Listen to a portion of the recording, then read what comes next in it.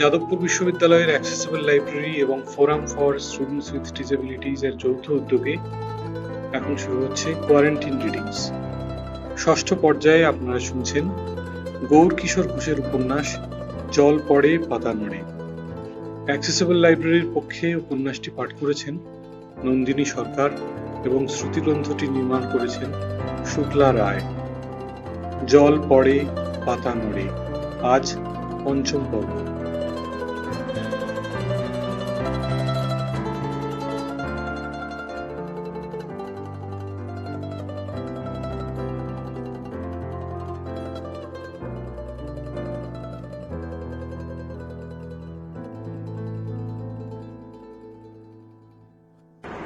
পৃষ্ঠা ৭৬, ষোড়শ অধ্যায়। ছোট কর্তা এতটা না করলেও হয়তো পারতেন। ধরা চোরটা না পড়লে কোনোই ক্ষতি ছিল না। এ গ্রামের সবাই তার চেনা, সব জানাশোনার মধ্যে। গ্রামের হাটতলাটাও দেওয়ানবাড়ি থেকে বিশেষ দূরে নয়, ঘোড়ায় যাবার কোনো প্রয়োজন ছিল না। কিন্তু ছোট কর্তা এখন কুটুম্বিতা করতে যাচ্ছেন না, নেমন্তন্ন রক্ষার জন্যও না, বা কোনো মাইফেলেও না। সোজা সরকারি কাজে নেমে পড়েছেন তিনি। পোশাকে কি আচার আচরণে এখন এমন একতিল ফাঁকও তিনি রাখতে চান না, যাতে ব্যাটারা আশকারা পেতে পারে, যাতে ব্যাটারা ও আমাদের ছোটবাবু, আরে উনি তো এই গ্রামেরই ছাওয়াল বলে দুপাটি দন্ত বিকশিত করে তাকে আমল না দেবার চেষ্টা করতে পারে। তাতে ঘটনার গুরুত্ব লঘু হয়ে পড়বে, আর ব্যাটারা সেই সুযোগে চ্যাং মাছের মতো পিছলে সটকে পড়বে। তারপর বৈঠকে বৈঠকে পান তামাক উঠতে উঠতে তার পুষ্টি কাটবে, তাকে ব্যঙ্গ করবে, বিদ্রুপ করবে, মুখ মুচকে বলাবলি করবে।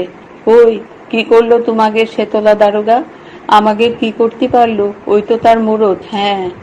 ছোট কর্তা যেন চোখের সামনে ওদের জটলা দেখতে পেলেন, ওদের গুজগুজ ফুসফুস কানে শুনলেন। তেলে বেগুনে জ্বলে উঠলেন তিনি। না, কোনো সুযোগ তিনি ওদের দেবেন না, কোনো আশকারা দেবেন না ওদের। এখন তিনি দারোগা, এখানেও তিনি দারোগা। কেমন দারোগা তা তিনি টের পাইয়ে দেবেন এবার ওই বুদোটাকে, ওই মেদ্দাটাকে, এই অঞ্চলের সমস্ত বদমায়েশ কটাকে। রাগের চোটে ঘোড়াটার তলপেটে ভারী জুতো ঠোক্কর মারলেন একটা। ঘোড়ার গতি দ্রুততর হলো। খুরের খায়ে ধুলোর ঘূর্ণি উঠতে লাগলো ডিস্ট্রিক্ট বোর্ডের রাস্তায়। অলক্ষ্যে ঘোঁট পাকাতে যারা খুব দড়, তাদের লক্ষ্য করে ছোট কর্তা মনে মনে বললেন, এতকাল ঘুঘু থেকেছ, এবার দেখবে ফাঁদ কাকে বলে।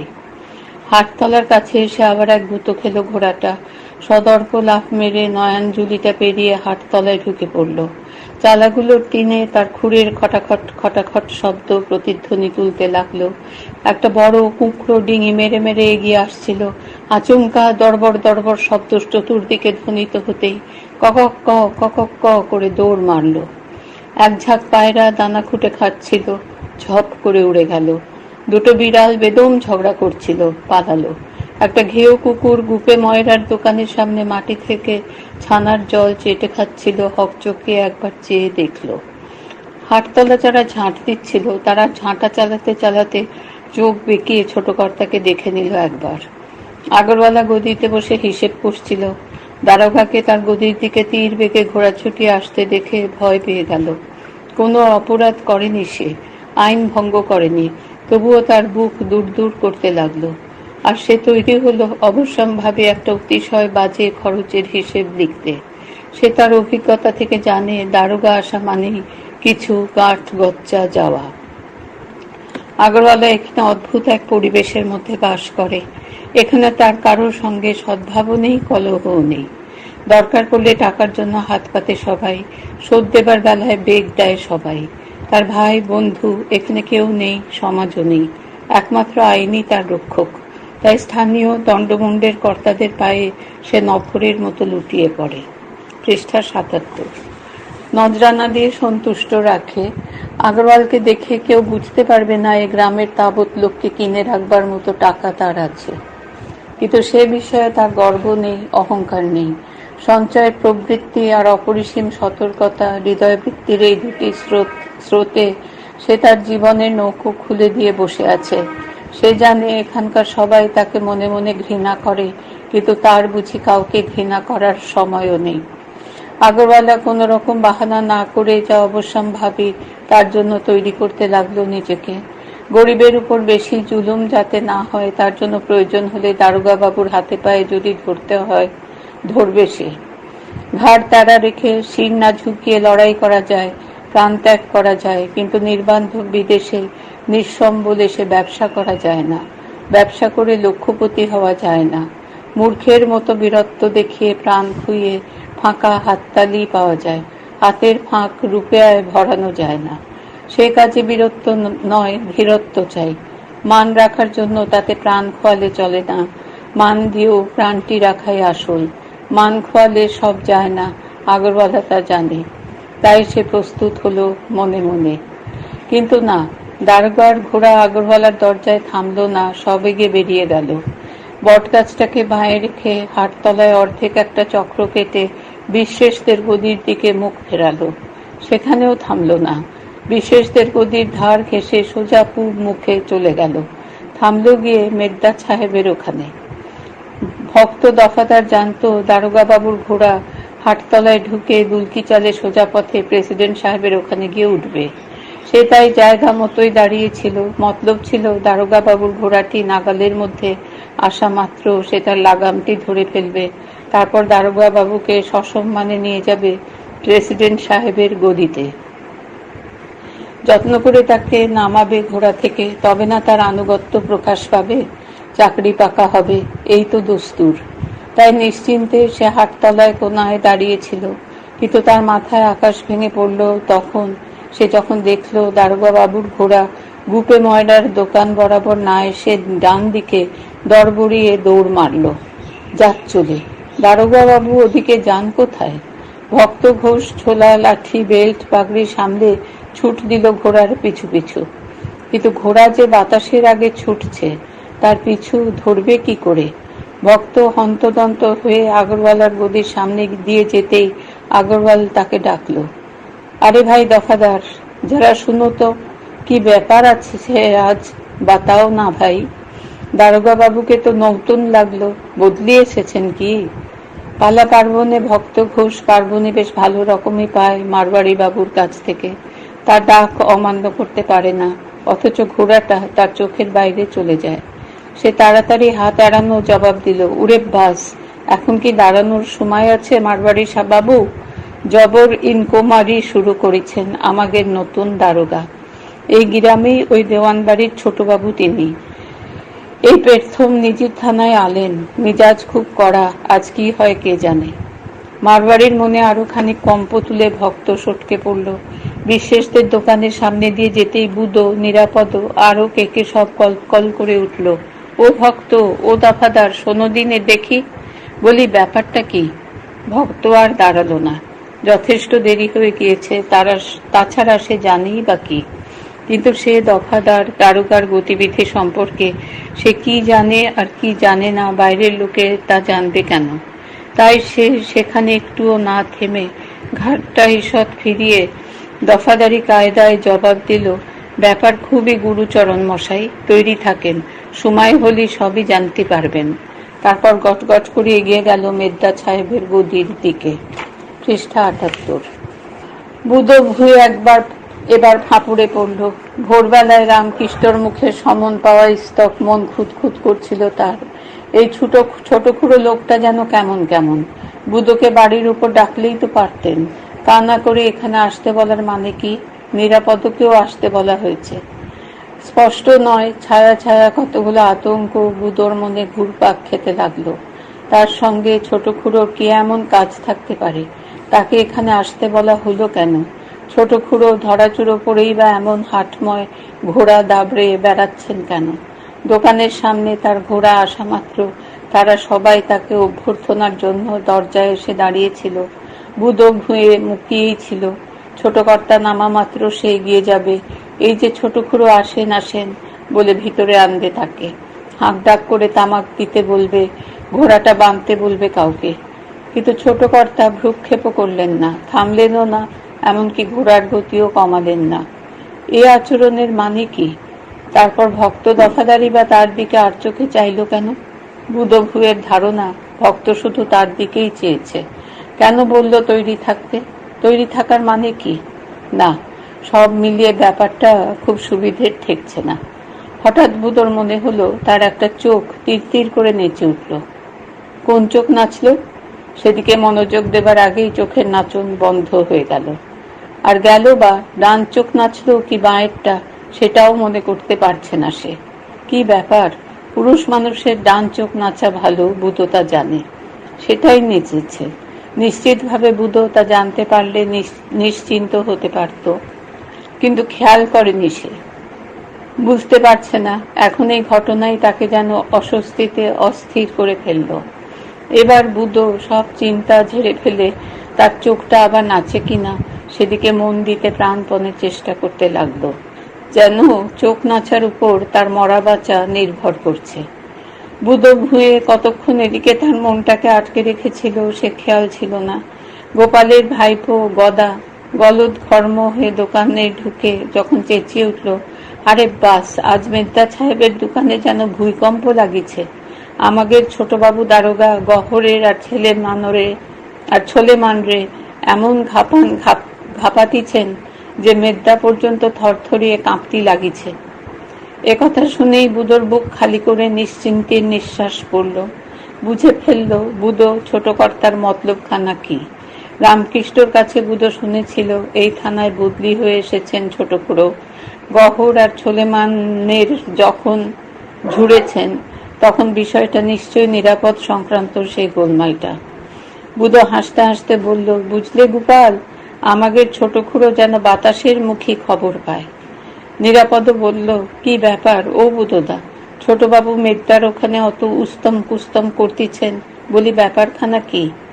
বুদো যেন সব জানে, যেন তার পরামর্শ মতন ছোট কর্তা মেদ্দার ওখানে গিয়েছেন, এমনি একখানা ভাব করল।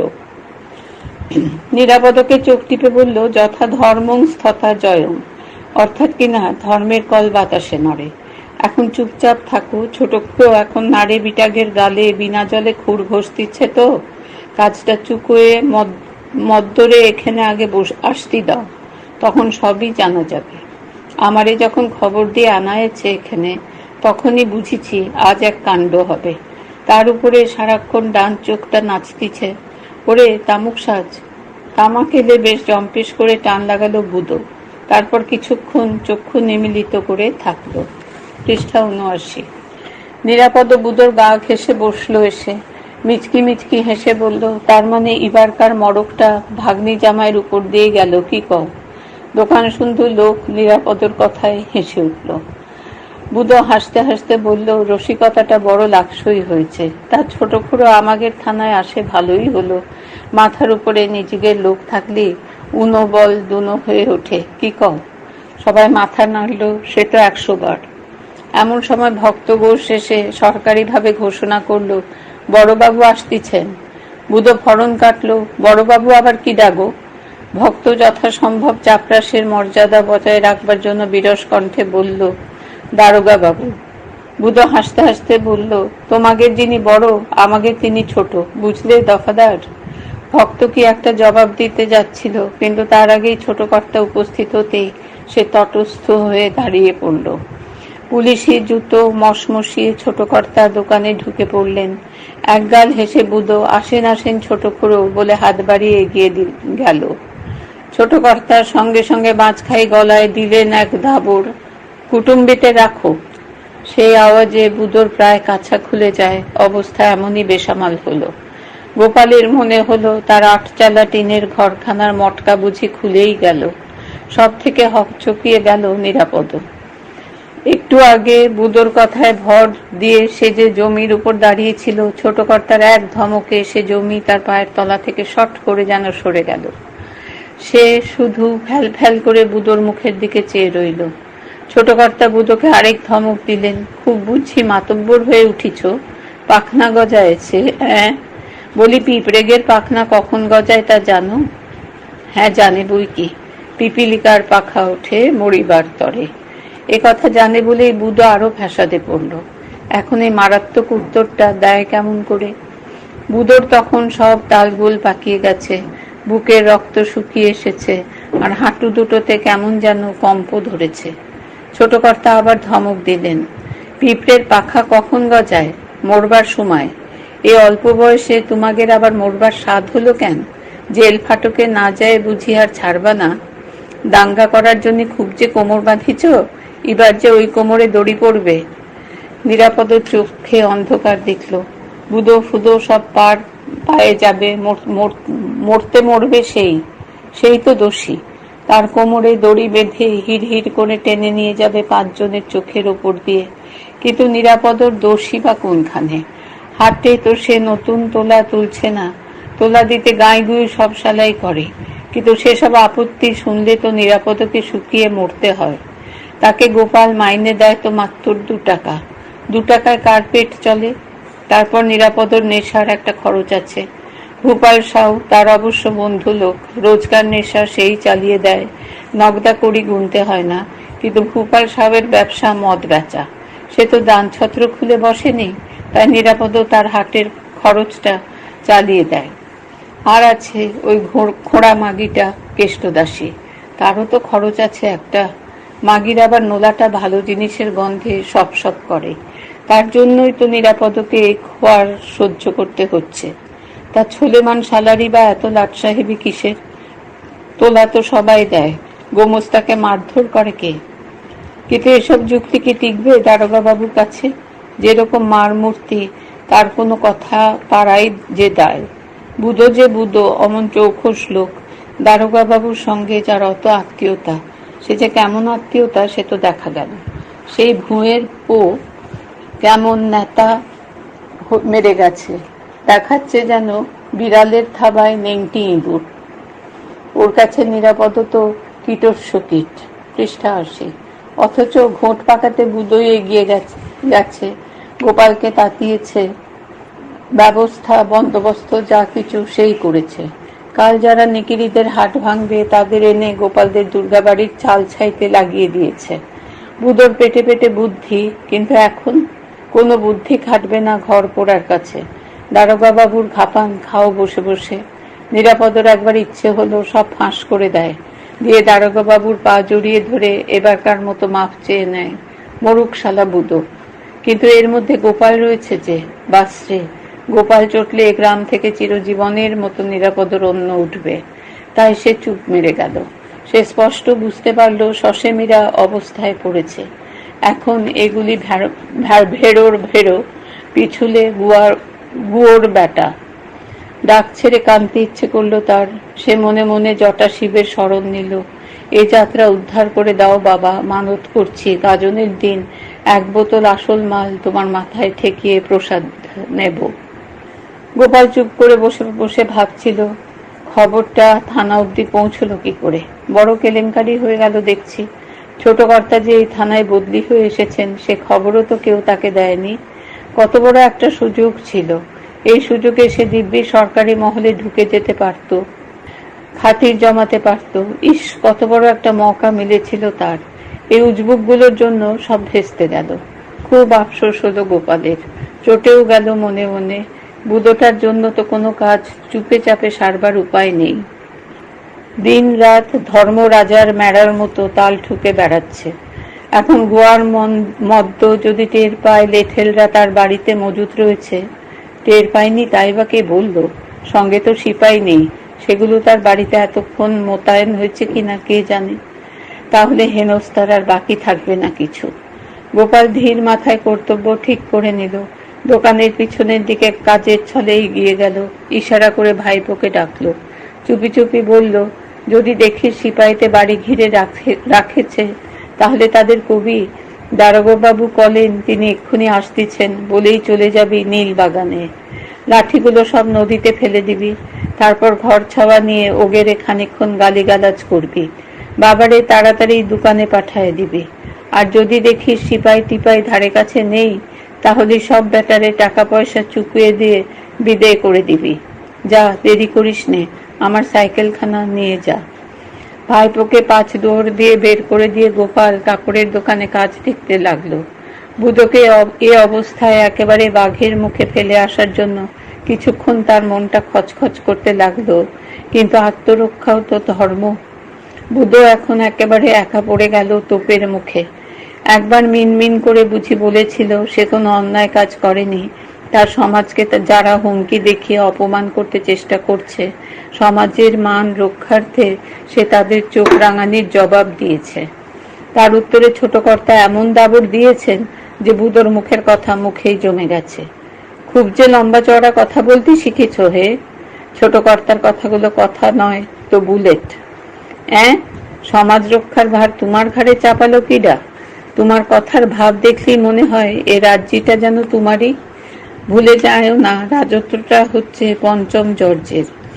এখানে কোনো রকম বদমাইশির জায়গা নাই। শান্তি শৃঙ্খলা বজায় রাখার জন্য আমাদের মতো গোটা কয়েক অধমরি মাইনে দিয়ে পুষে রাখা হয়েছে। সাবধান করে দিচ্ছি, বেশি পাকামো করতেই যায় না। দিনকাল বড্ডই খারাপ। একটু তেড়িবেড়ি করিছ কি সব কটারে বিএল কেসে ঠেলে দেব। পৃষ্ঠা 81। ঘানি টানায় কত সুখ, দিন কতক পায়ে আসলে মাতব্বরি ঘুচে যাবে। দাঁড়াও, আজই একটা পাকা বিহিত করে যাই। ছোট কর্তা হাঁক মারলেন। দফাদার ভক্ত লম্বা সেলাম দিয়ে সোজা হয়ে দাঁড়ালো, বলল, হুজুর। এতক্ষণে বুদো ভুঁয়ের পিলে সত্যি চমকে উঠল। নিরাপদ আর থাকতে পারল না। ধর্ম তো বলছি হুজুর, আমার কোনো দোষ নেই। আমি এসবের মধ্যে একেবারে নেই। মাইরি বলছি, জটা শিবির মাথা ছুঁয়েও করতে পারি, এই আপনার পা ছুঁয়ে করছি। নিরাপদ ছোট কর্তার দুখানা পা জড়িয়ে ধরে ভেউ ভেউ করে কেঁদে ফেলল। বুদো ভুঁয়েও নিজের অজান্তে হাত কচলাতে শুরু করলো।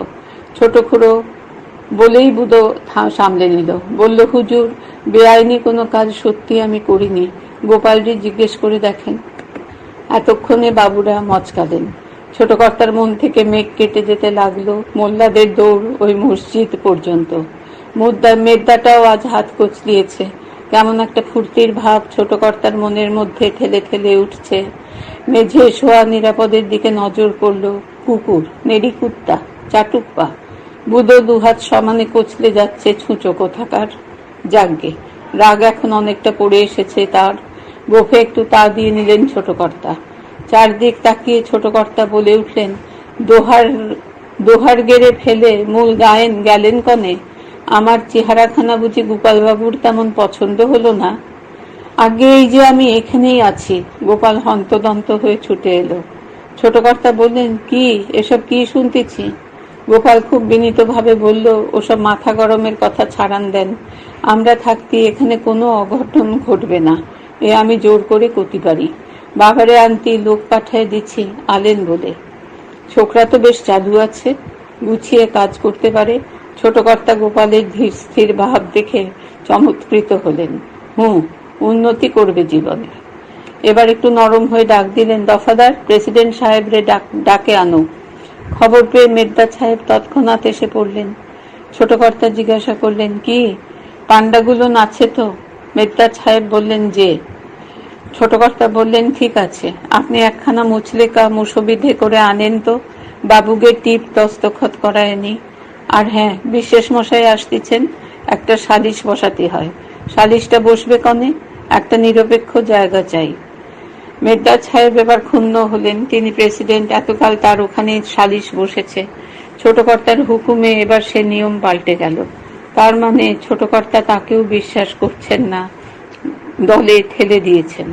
ইচ্ছে হলো প্রতিবাদ করেন, কিন্তু এ বড় গোয়ার লোক, একটু আগেই তাকে কম হেনস্থা করেনি, আর নতুন সুযোগ দিতে ইচ্ছে করল না।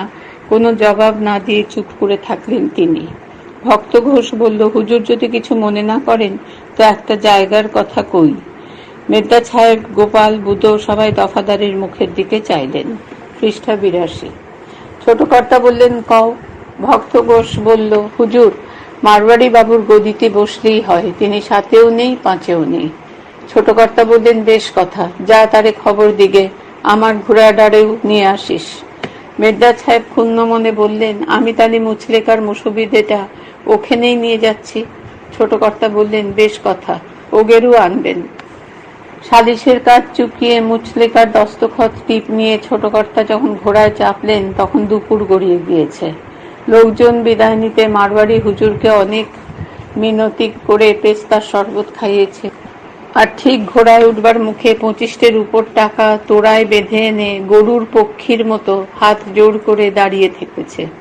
হুজুর যদি কৃপা করে দিয়ে দেন তো মারোয়ারি ধন্য হয়ে যাবে। এটা আবার কি? নজরানা হুজুর। বারে মারোয়ারি, এই গ্রামে দেখতেছি মানির মান তুমিই রাখতে জানো। তা দাও, তোমারে ধন্যই করি। ছোট কর্তা টাকার তোড়া পকেটে পুরলেন। মনে ফুর্তির ঢেউ বয়ে যাচ্ছে। ঘোড়া তাই দুলকি চালে চলেছে। পায়রাগুলো গোল হয়ে দানা খুঁড়তে খুঁড়তে বকুম বকুম করছিল। কুকুরটা এখন গুপে ময়রার দোকানের সামনে পাতা ধরাটের নিচের ছায়ায় রোদ বাঁচিয়ে কুণ্ডলি পাকিয়ে বিশ্রাম করছে। ছোট কর্তার ঘোড়া এখন তাদের বিরক্ত করল না। সেই মোড়কটা এখন বাঁশের বেড়ার উপর বসেছিল। সেও আর ভয় পেল না, বরং পরম কৌতূহলে গর্বিত ঘাটটা নেড়ে সে ছোট কর্তার ঘোড়ার চলার ছন্দটা যেন নিরীক্ষণ করতে লাগলো। বাড়িতে পৌঁছতেই রামকৃষ্ণ এগিয়ে এলো। ঘোড়া থেকে নেমে ছোট কর্তা সেটাকে রামকৃষ্ণর হাতে ছেড়ে দিলেন। হঠাৎ শুনলেন বুড়ির ছেলেটা তারস্বরে কাঁদছে। বাবারে, গলাখানা কি! ছোট কর্তা উঠে গেলেন ঘরে। দেখলেন খুবই বিরক্ত ভাব। মুখ নামিয়ে জিজ্ঞাসা করলেন, কি গো বাবু, এত গোসা হলো কার উপরে? অমনি তার কান্না থেমে গেল। ছোট কর্তার দিকে চেয়ে মুচকি মুচকি হেসে হাত পা ছুটতে লাগলো। ছোট কর্তা হা হা করে হেসে উঠলেন। কিরকম পাজি, কোলে উঠবার মতলব? ছোট কর্তা বললেন, ও শালা, ভাবিছেও ঘুঘু বুঝি বারে বারে ধান খাতি আসবে না? আর তোমারে কোলে নিচ্ছি নে। দারোগারা লোক চড়াইয়ে খায়, আর তুমি শালা এমন বাহাদুর সে দারোগারেও চড়াতে চাও। গিরিবালা ঘরে ঢুকে দেখলো ছোট কাকা তার খোকার গাল টিপে টিপে আদর করছে, আর তার খোকা হাত পা নেড়ে মনের আনন্দে কতকত করছে। তাকে দেখে ছোট কর্তা বললেন, মা, তোমার ছেলের ভয়ে কাল সকালেই পালাতে হবে। যেমন ভাবে ও আগে আসতেছে, ভয় হয় গ্রেপ্তার হয়ে যাব। ছোট কর্তা হাসতে হাসতে নিজের ঘরে পোশাক ছাড়তে চললেন। পোশাক ছাড়া হলে রামকৃষ্ণকে তেল মাখাতে বললেন। বেশ করে চানটি করে খেতে বসলেন। মেজদির হাতের পিঠে পায়েস ছোট কর্তার মুখে যেন অমৃতের মতো লাগলো। খাওয়া দাওয়া সেরে একটু গড়িয়েও নিলেন। ঘুম যখন ভাঙল তখন সন্ধে প্রায় হয়। পাছে আবার কোনো মায়ায় আটকে পড়ে যান, তাই ছোট কর্তা কাল বিলম্ব করলেন না। তাড়াতাড়ি বেরিয়ে পড়লেন নবীন তাঁতির বাড়ি মুখ। শুধু বড় বউকে বলে গেলেন ফিরতে রাত হবে। বড় বউ বুঝলেন, বললেন, ভাত তোমার ঘরেই ঢাকা থাকবে, আসে খায়ও কিন্তু। ছোট কর্তা আচ্ছা আচ্ছা বলে পাশ কাটালেন। পৃষ্ঠা 83, সপ্তদশ অধ্যায়। নবীন তাঁতি হাঁটতে পারে না। ছোটবেলা থেকেই তার পায়ে জোর নেই। সান্নিপাতিক জ্বর বিকার হয়েছিল, প্রাণে বেঁচেছে, পা দুটো বাঁচাতে পারেনি। তা বলে সে অকর্মণ্য নয়, নামকরা কারিগর সে। তার মতো ঘুড়ি কেউ বানাতে পারে না। শুধু কি ঘুড়ি, কত রকম পুতুল বানায় নবীন, কত ধরনের খেলনা। নাচের পুতুল তৈরি করতেও সে বাঘা ওস্তাদ। কিন্তু এসবে এক আধলা রোজগার হয় না তার। দরকারই বা কি? বাবা কিছু টাকা রেখে গিয়েছে। বড় ভালো তাঁতি ছিল সে। তার হাতের সুহাগী শাড়ির খুব চল ছিল সে আমলে। ওয়ারিশ বলতে ওই তো এক নবীন। আর এক বোন ছিল, শান্তিপুরে বিয়ে হয়েছে। নবীনের সে দিদিরই এক বিধবা মেয়ে, 2 ছেলে নিয়ে নবীনের কাছে থাকে। নবীন বাড়ি থেকে একটু দূরে নদীর পাড়ে তার আস্তানা বানিয়েছে। সেখানে এসে তার যন্ত্রপাতি, পুতুল, খেলনা, ঘুড়ির সরঞ্জাম আর মনোমতো সঙ্গী ধানেশ্বরীর বোতল নিয়ে পড়ে থাকে। ছোট কর্তা যখন এলেন তখন সন্ধে উতরে গিয়েছে। নবীন হ্যাজাকবাতি জেলে পুতুল নাচের মহড়া দিচ্ছিল। 2 নতুন পুতুল সে বানিয়েছে। নাম দিয়েছে চন্দ্রাবলী আর চোরা কানাই। নবীনের সুতোর টানে টানে পুতুল দুটো কি সুন্দর নড়ছিল, বিশেষ করে চন্দ্রাবলী। তার চাল চলনে সত্যিকার রঙ্গিনী নারীর মতোই চটুলতা। ছোট কর্তার খুব মজা লাগলো। বলে উঠলেন, বাহবা নবীন, বাহবা, তুমি যে শেষ পর্যন্ত বিধাতারেও টেক্কা দিতে শুরু করলে। ছোট কর্তাকে দেখেই নবীন খুশি হয়ে উঠল। তার নিঃসঙ্গ জীবনে এই একটা মনের মতন মানুষ সে পেয়েছে। শশব্যস্তে বলে উঠল, আসেন আসেন ছোট বাবু। ছোট কর্তা বললেন, ব্যস্ত হয়েও না, আইছি যখন সহজে যাব না। তোমার এই পুতুল দুটো বড় জবর হয়েছে হে, বিশেষ করে মন কাড়া মাগিডে। আহা কি ছৈরত! ইচ্ছে করে সারা জীবন জাপটায় ধরে পড়ে থাকি। নবীন হা হা করে হেসে উঠল। রসিক মানুষ ছাড়া রসের তত্ত্ব বোঝে কেডা? বলল, ছোটবাবু, উনি চন্দ্রাবলী। বৃন্দাবনে অনেকের বুকি আগুন জ্বালিয়েছেন, এবার বড় জব্দ। আগুন নিয়ে খেলতে যায়, এবারে নিজের বুকি পড়েছে কিনা ছ্যাঁকা, তাই বিলেতের আর কুল কিনারা নেই। অপূর্ব কৌশলে নবীন সুতো ধরে টান দিতেই চন্দ্রাবলী জ্যান্ত মানুষের মতোই এক পাক ঘুরে চোরা কানাইয়ের পায়ের কাছে হাঁটু গেড়ে বসে পড়ল। তারপর দুহাত জোর করে কানাইয়ের পায়ে আছাড় খেয়ে পড়ল। নবীন সঙ্গে সঙ্গে গান ধরল, ও আমার কেলে শোনা, তুমি রাতে করতে আনা গোনা, এখন হয়ে রাজপিয়াদা, আমারে আর চেনো না। ছোট কর্তা উচ্ছ্বসিত হয়ে বেড়ে বেড়ে করে তারিফ দিয়ে ঝপ করে এক জায়গায় বসে পড়তেই ফ্যাস করে একখানা কহুড়ে ঘুড়ি ফেঁসে গেল। ছোট কর্তা তো মহা অপ্রস্তুত, বোকার মতো বলে উঠলেন, ঘরে যে আর জায়গা রাখুনি কিছু, ছিড়ল তো? ছিড়ুক ছোটবাবু, ছিড়ুক, ব্যস্ত হওয়ার দরকার নেই। নবীন ততক্ষণে পুতুল দুটোকে গুটিয়ে রেখে মদের বোতল বের করে ফেলেছে। দুটো গেলাস সে পরিপাটি করে ঢেলে একটা গেলাস ছোট কর্তাকে এগিয়ে দিল। তারপর নিজের টুকু এক চুমুকে সাবার করে বাঁ হাতের উল্টো পিঠ দিয়ে মুখখানা মুছে ফেলল। তারপরে ভারী গলায় বলল, বলি, সেই ছড়াটা শুনেছেন তো? পুরুক পুরুক ছাওয়ালের মাথা আরো ছাওয়াল পাবো, আলা তামুক ফুরোয় গেলি কার দরজায় যাব।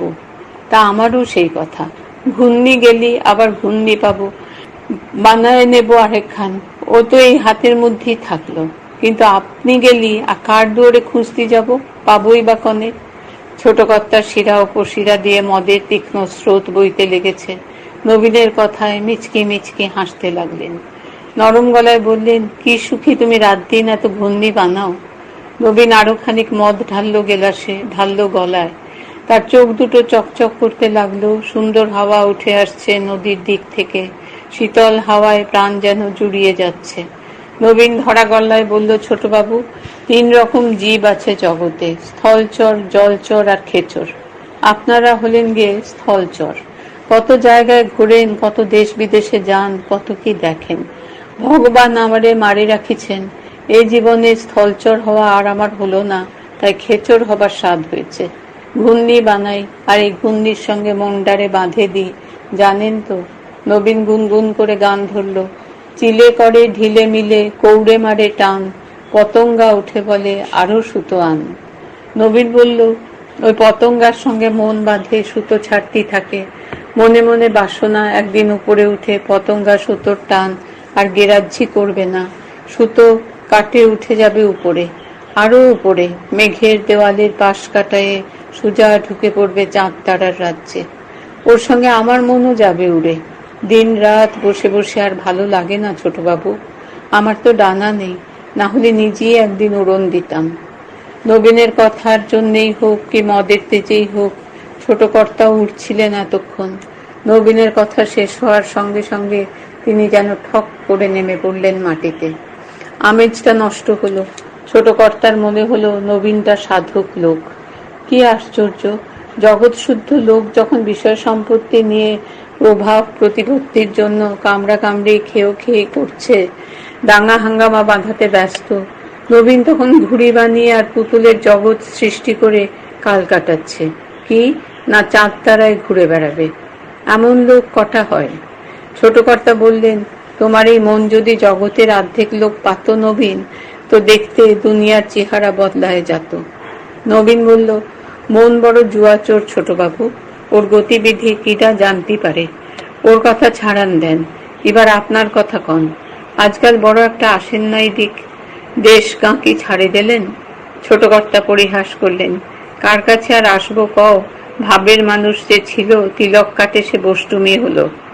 নবীনও হাওয়া হালকা করে দিল, বলল, মানুষের অভাব আছে নাকি ছোটবাবু? পুরনো যায়, নতুন আসে। কটা চাই আপনার? চান তো একেবারে কচি কাঁচার সন্ধানও দিতে পারি। ছোট কর্তা হেসে ফেললেন, বললেন, বয়সটা যে 40 পার হয়ে গিয়েছে নবীন, এই বয়সে আর কাঁচা রাস্তায় পা বাড়াতেই সাহস হয় না। পিছলে পড়ে পা ভাঙলি বুড়ো হাড় আর জোড়া লাগবে না, বুঝেছ? আমাদের এই বাঁধা সড়কই ভালো। পৃষ্ঠা 85।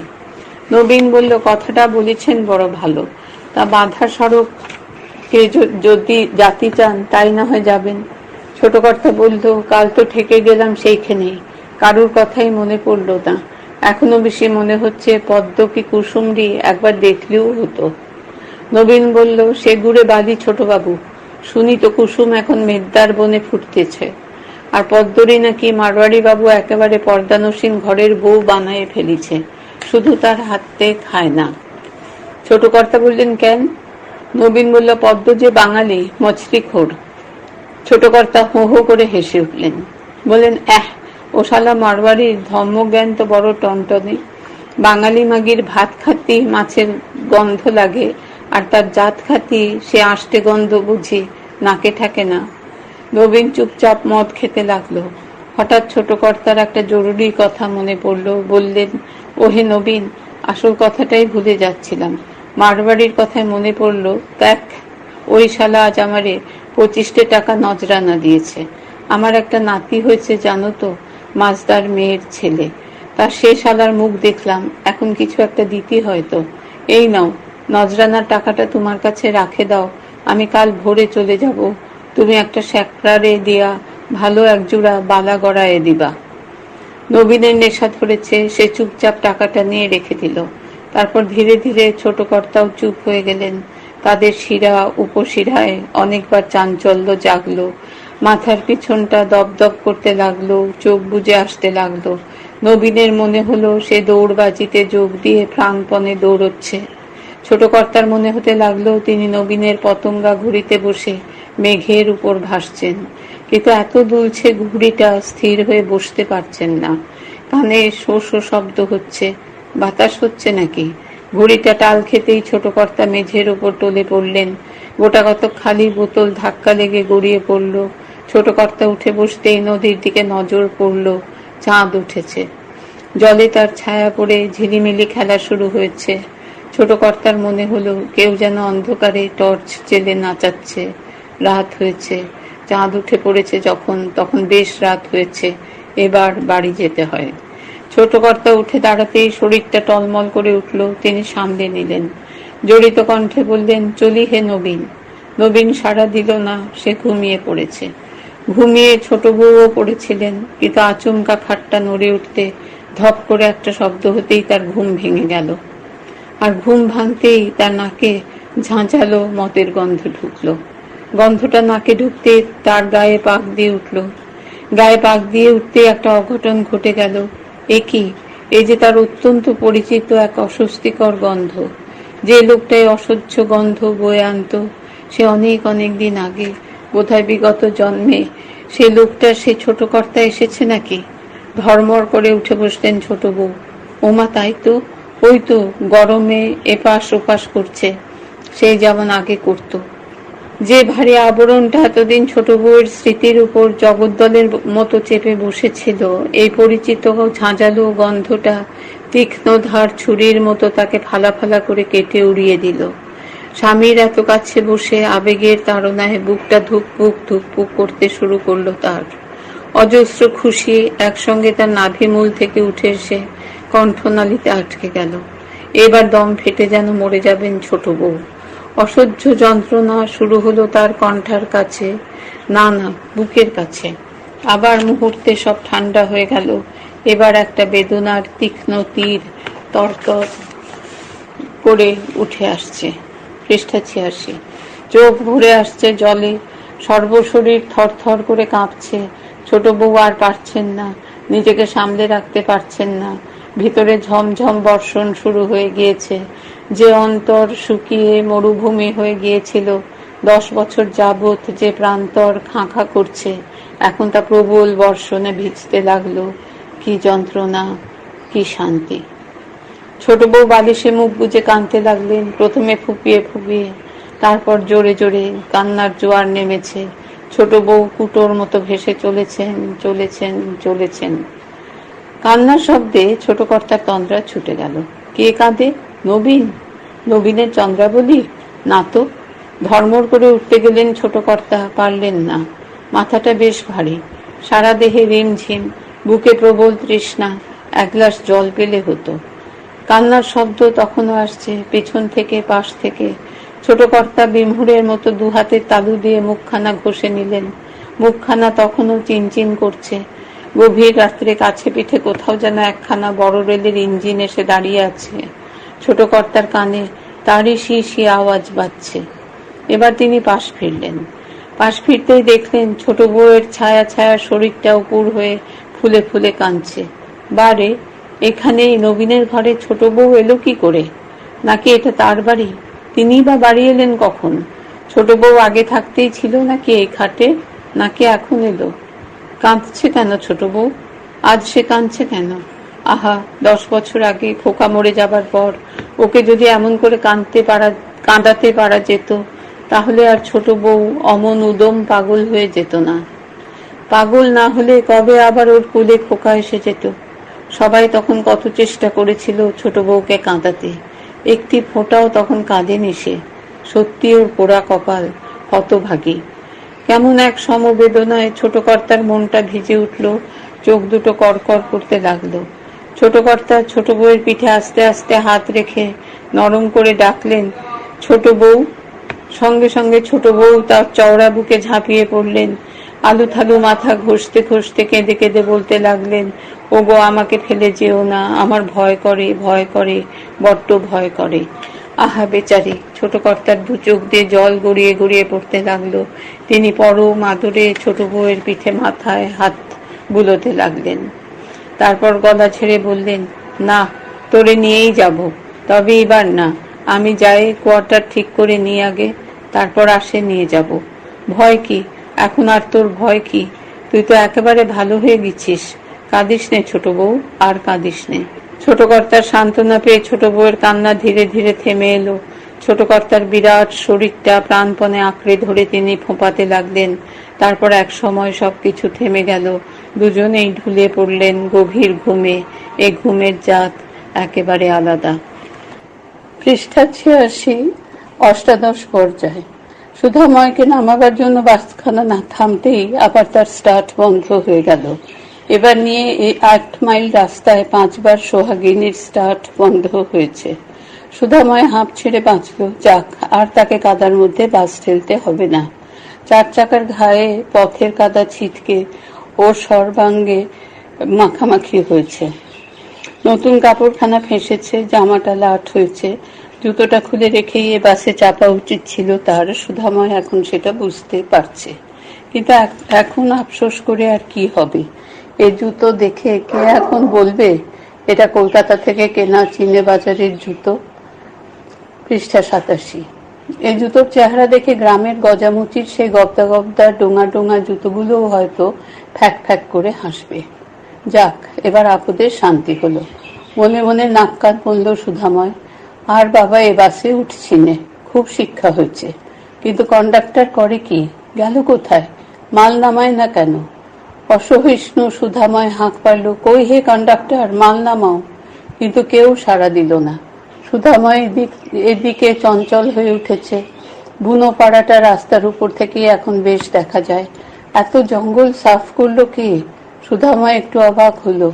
আগে ঘন জঙ্গল ছিল বুনো পাড়াকে ঘিরে। দিনে দুপুরে এলেও গা ছমছম করত। বুনো পাড়ার পরই বাজনদারদের পাড়া।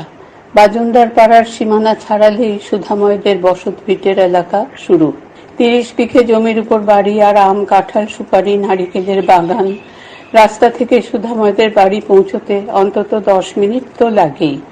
চঞ্চল হয়ে উঠল সুধাময়। কোথায় গেল কন্ডাক্টর? বুনোপাড়ার থেকে দুম ধুম ট্যাম ট্যাম একটানা একঘেয়ে একটা বাজনার আওয়াজ কানে এসে বাজছে। এ আওয়াজ সুধাময়ের খুব পরিচিত। ছোটবেলা থেকে শুনে আসছে সে। সুধাময় জানে বুনো সর্দাররা এবার দল বেঁধে শুয়োর মারতে বেরোবে। বুনো শুয়োর, এ তারই প্রস্তুতি। এখন ওরা বাড়ির তৈরি হাড়িয়া খাবে আর দুম দুম ট্যাম ট্যাম বাজনা বাজাবে। কদিন ধরে এইরকম চলবে। তারপর ওরা তীর, ধনুক, বল্লম, টাঙ্গি নিয়ে বেরিয়ে পড়বে দল বেঁধে। গ্রামের জঙ্গল তোলপাড় করে ফেলবে হল্লায় আর চিৎকারে। কদিন ধরে সমানে তাড়া করে বেড়াবে বুনো শুয়োর, চিতা, বাঘ, যাকে সামনে পাবে। সজারু মারবে, গোসাপ মারবে, হিংস্র অহিংস্র কোনো প্রাণীকে বাদ দেবে না। তারপর বড় একটা শুয়োর দাঁতাল যদি হয় তারও ভালো। মারার পর কুষ্টি শুদ্ধ সবাই আয়োজন করবে এক মহা ভোজের। দুদিন 3 দিন ধরে চলবে তার জের। তারপর একদিন বুনোপাড়ার উত্তাল বীর রক্তে ভাটা নামবে, আর মেয়ে মরদ আবার শান্ত হয়ে ফিরে আসবে সাধারণ কাজকর্মে। সুধাময় জ্ঞান হওয়া অবধি এই দেখে আসছে। এর মধ্যে কত কি ঘটে গেল দেশে, পৃথিবীর কত যে পরিবর্তন হলো, কিন্তু এদের আদিম অভ্যস্ত জীবনের এক তিলও পরিবর্তন হতে দেখল না সুধাময়। এই তো কলকাতা থেকে আসছে সুধাময়। কাল এমন সময়ও সে খড়গতি কলকাতার আধুনিক জীবন স্রোতে দারুণ বেগে ভেসে বেড়াচ্ছিল। আর এখন একটা নড়বড়ে বাসের পাশে দাঁড়িয়ে দাঁড়িয়ে প্রথম শরতের স্লথ সকালে সুধাময় আদিম মানুষের শিকারের বাদ্য শুনছে। কলকাতায় অনেক ইংরেজি সিনেমা দেখেছে সুধাময়। তার মনে হলো তারই কোনো একটায় দেখা অরণ্যভাসী আফ্রিকানদের জীবনযাত্রায় সে যেন অকস্মাৎ ঢুকে পড়েছে। দুম দুম ট্যাম ট্যাম, দুম দুম ট্যাম ট্যাম, ঠিক সেই সুরে সেই তাল।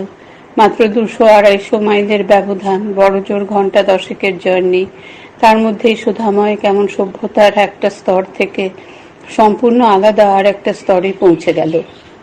সুধাময়ের চমক ভাঙল প্যাসেঞ্জারদের চেঁচামেচিতে। ওদের মধ্যে জনা 5 লোক 18 খোদায় যাবে কুটুমবাড়ি। এখনো 5-6 মাইল বাকি। একে কুটুমবাড়ি, তাই পয়সাওয়ালা কুটুম। বাস ঠেলতে গিয়ে ওদের পাট ভাঙা পোশাকও কাদা মেখে লাট হয়ে গেছে, তাই গরম হয়েই ছিল। তার উপর আবার স্টার্ট বন্ধ হয়ে গেল, মানে আবার ঠেলো। মাথায় রক্ত চড়ে গেল একজনের। বলি, পায়েছ কি ও মোটরওয়ালা, আবার যে স্টার্ট বন্ধ করে দিলে? ড্রাইভার স্টিয়ারিং এর উপর পা তুলে নিশ্চিন্ত মনে লোহার পিন দিয়ে দাঁত খুঁটছিল, জবাব দিল না।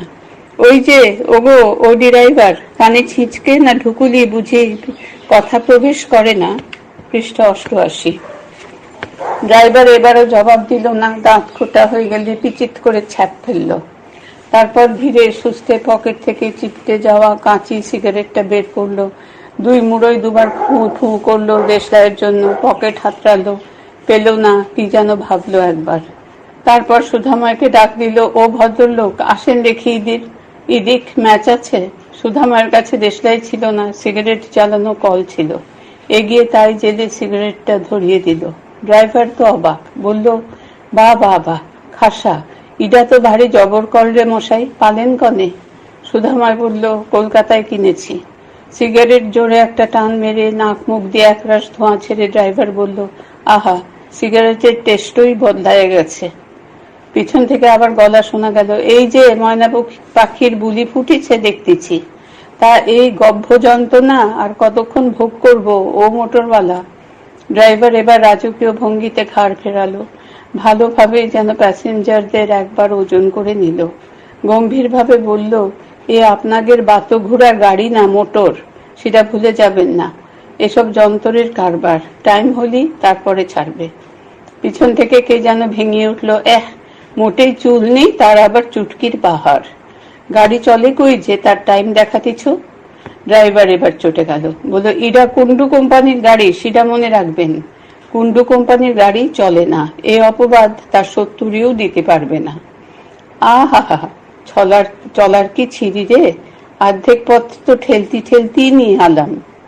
ড্রাইভার বলল, ইডা মোষ না মোটর, তাই শুনি। হাবড়ে পড়লে রাজার মোটরও ঠেলতি হয়।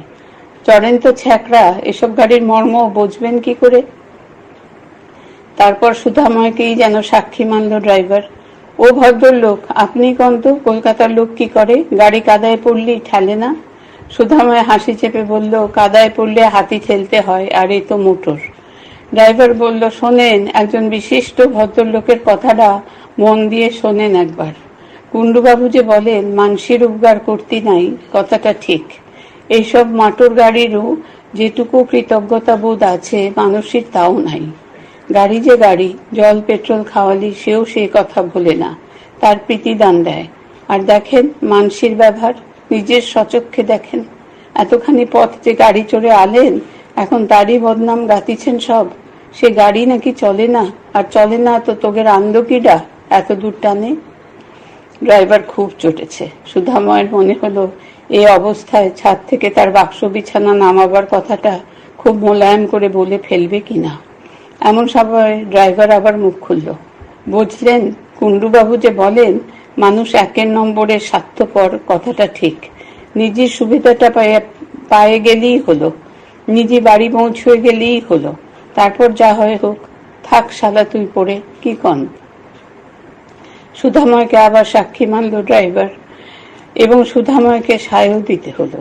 এই হলো প্রকৃত ভদ্রলোকের ব্যবহার। দেখেন আপনারা সবাই নিজের নিজের স্বচক্ষেই দেখেন। এমন ট্যাটনের পাল্লায় আগে কখনো পড়েনি সুধাময়। বাড়ি যাবার জন্য মনটা ছটফট করছে, কৌতূহল ফেটে পড়ছে বুড়ির ছেলেটা দেখবার জন্য। বুড়ির আবার ছেলেও হলো, সেই বুড়ির সাত চড়ে যার মুখে দিয়ে রা বেরুত না। পৃষ্ঠা 89। বিয়ের আগে দিনরাত যে কান্ত সুধাময়, সে ছিল খেলার সাথী। সুধার থেকে 6 বছরের ছোট বুড়ি, দুজনে খুব ভাব। 2 বছর আগেও সুধাময় বুড়িকে দেখেছে, এখন মা হয়ে কেমন চেহারা হয়েছে। কন্ডাক্টর বেটা এলে সে যে বাঁচে সুধাময়। ড্রাইভার আবার ডাকলো, সুধাময়কে বলল, ভদ্রলোক কি গাছে ফলে মশাই? ব্যবহার দেখে টের পাওয়া যায়। শুকনো খটখটে রাস্তায় গাড়ি দাঁড়ায় আছে, জল পড়েনি কেউ, তার মধ্যেই সব বসে আছেন, তারই ঠেলায় বচনের চোটে তিষ্ঠনও যাচ্ছে না। সত্যি সত্যি যদি জলে পড়তো গাড়ি, তাহলে বোধহয় বাবুরা আমার গলাটাই টিপে ধরতেন। পিছনের সিটগুলোর যারা বসেছিলেন, ড্রাইভার তাচ্ছিল্যের সঙ্গে তাদের উপর একবার চোখ বুলিয়ে নিল, আর একটা চ্যাপটানো সিগারেট বের করলো পকেট থেকে। টিপে টুপে মেরামত করে নিয়ে দুদিকেই বেশ করে ফুঁ দিয়ে দিল। তারপর সুধাময়কে চোখ মেরে বলল, ও ভদ্রলোক, আপনার ওই খেঁচা কলটা জ্বালান দেখে আরেকবার। সিগারেটটা ধরায়নি। সিগারেটটা ধরিয়ে জোরে জোরে টান মেরে নাক মুখ দিয়ে ড্রাইভার ধোঁয়া ছাড়লো গল গল করে। ডান হাতের 2 আঙুলে সিগারেট ধরা ছিল, মাঝে মাঝে তুড়ি মেরে ছাই ঝেড়ে নিচ্ছিল। বলল, জলে কি পড়ে না গাড়ি? পড়ে। কল কবজার মন তো, বুঝলেন না? তাই আমার মতন পাকা লোকের হাতেও গাড়ি গিয়ে খানার জলে পড়িছে। এই সুহাগিনী ইনিই পড়েছেন, তাও বর্ষাতির বুঝাই করে। পভাটির মঞ্জুদররা বিয়ে করতে শৈলকুপোয় যাইবেন, ভরা বর্ষা, ওনারা আবার কুণ্ডুবাবুকে উকিল। শখ হলো মোটরে করে বিয়ে করতে যাবেন। কুণ্ডুবাবুরে ধরলেন, মোটর চাই। কুণ্ডুবাবু আমারে বললেন, জগবন্ধু, আর কারুর উপর আমার বিশ্বাস নেই। গাড়ি আমার আরও আছে, ডিরাইভারেরও অভাব নাই, কিন্তু শৈলকুপোর যা রাস্তা, বিশেষ করে ভরা বর্ষায়, সোহাগিনী ছাড়া কারোর সাধ্যই নেই 1 পা নড়ে। তুমি ছাড়া এসব রাস্তায় কেউ তো গাড়ি চালাতেই পারবে না। তা গেলাম। ফিরবার সময় সোহাগিনী খানায় গিয়ে পড়ল। বুঝে দেখেন, 3 ঘন্টা আমরা এক গলা জলে বসেছিলাম, কিন্তু কেউ টু শব্দ অব্দি করেছে? কেউ বলুক তো। বুঝলেন না, ভদ্রলোকের চেহারাই অন্যরকম, বুঝলেন? এই সুহাগিন তো, সুহাগিনীর নিকুচি করি। গাড়ির দরজা দড়াম করে খুলে পেছন থেকে জানা 4 প্যাসেঞ্জার হই হই করে ড্রাইভারের কাছে এগিয়ে এলো। শালা, গাড়ি চালাবার নাম নেই, বসে বসে আমাদের কুষ্টি কাটতেছ? এক চড়ে বদন বিগড়ে দেব। এই গাড়ি আজ তোমার ইয়ের মধ্যে ঢুকোয় ছাড়বো। কানা ছাওয়ালের নাম পদ্মলোচন, ঘাটের মরা গাড়ি, তার নাম আবার সুহাগিনী। তোর সুহাগিনীর মুখে মারি লাথি। সুধাময় হকচকিয়ে গেল। দেখলো এক বুড়ো ভদ্রলোক রাগে কাঁপতে কাঁপতে গাড়ির সামনের দিকে এগিয়ে গেলেন। তারপর স্পন্দনহীন শীতল বনেটে মারলেন ধাই ধাই করে 2 লাথি। একটা ছোকরা এগিয়ে এসে পক পক করে হর্নটা বাজিয়ে দিল। 2-3 জনে মিলে গাড়ির বডিকে পাগলের মতো দুমদাম থাপ্পড় মারতে লাগলো। ড্রাইভার ও প্যাসেঞ্জারদের এই আকস্মিক প্রত্যক্ষ সংগ্রামে অবাক হয়ে গিয়েছিল। হঠাৎ সে সম্বিত ফিরে পেল। কি তার গাড়িকে অপমান! স্টার্ট দেওয়া হ্যান্ডেলটা নিয়ে সে পর মুহূর্তেই লাফ দিয়ে নেমে পড়ল। মাথার উপর হ্যান্ডেলটা চরকির মতো বনবন করে ঘোরাতে এগিয়ে গেল কিছু দূর। প্যাসেঞ্জাররা সবাই একটু হকচকিয়ে তফাতে হটে গেল। ড্রাইভার প্রচন্ড রাগে কখনো লাফাচ্ছে, কখনো দাঁত কিড়মিড় করছে। ড্রাইভারের সেই তাণ্ডব নৃত্য দেখে সবাই একটু ঘাবড়েও গেল। কিডা, আমার সোহাগিনীর মুখে লাথি মারলো? মরদের বাচ্চা হলে মারুক দেখে আমার সামনে। পৃষ্ঠা 90। ঠ্যাঙান এখনই খুলে নিচ্ছি। এতক্ষণ কিডা গালাগালি দিচ্ছিল আমার সোহাগিনীরই? কই, আগোয় আসো, বাপের বিটা হও তো, মুখখানার একটু পালিশ করে দিই। ড্রাইভার এক একটা কথা শেষ করে আর মাটিতে ধাই ধাই হ্যান্ডেলের বাড়ি মারে। অপরপক্ষ একেবারে চুপ মেরে গেছে। এমন সময় কানে পইতে গুজে কন্ডাক্টর এসে হাজির। সে তো রণংদেহী আবহাওয়া দেখে তাজ্জব বনে গেল। জিজ্ঞাসা করলো, বলি ব্যাপারটা কি? কন্ডাক্টরকে দেখে ড্রাইভার হুঙ্কার ছাড়লো, এই শালা পঞ্চা, গেছিলি কনে? শালার খায় দেয় কাজ নেই, না দেখা না শোনা, যারে পেলাম গাড়িতে তুলে বসালাম, দে সব পয়সা ফিরায়ে দে। কুণ্ডুবাবুরে বলে এ লাইনে সার্ভিস বন্ধ করে দিতে হবে। কেন, হলো কি? হবে আবার কি, তোমার মুন্ডু আমার পিন্ডি। ওই যে প্যাসেঞ্জার তুলিছ, ওনারা সোহাগিনীর মুখী লাথি মারিছেন। এই গাড়ি নাকি ঘাটের মরা, দে পয়সা ফেরত দে। পঞ্চু কন্ডাক্টর ঘুঘু লোক ব্যাপারটা আন্দাজ করলো, বললো, দাদা দাঁড়াও, এ হলো কল কবজার ব্যাপার, মাথা গরম করলেও কাজ হবে না, তরবর তরবর করলেও না। বুঝেনি একটু? গাড়িটা থামতেই পেটটায় মোচড় দিল, তাই একটু বাগানে ছুটি ছিলাম, আর তার মধ্যে এত কাণ্ড। যান যান, ও ভদ্রলোকরা জায়গা নিয়ে বসে পড়েন গে, যান।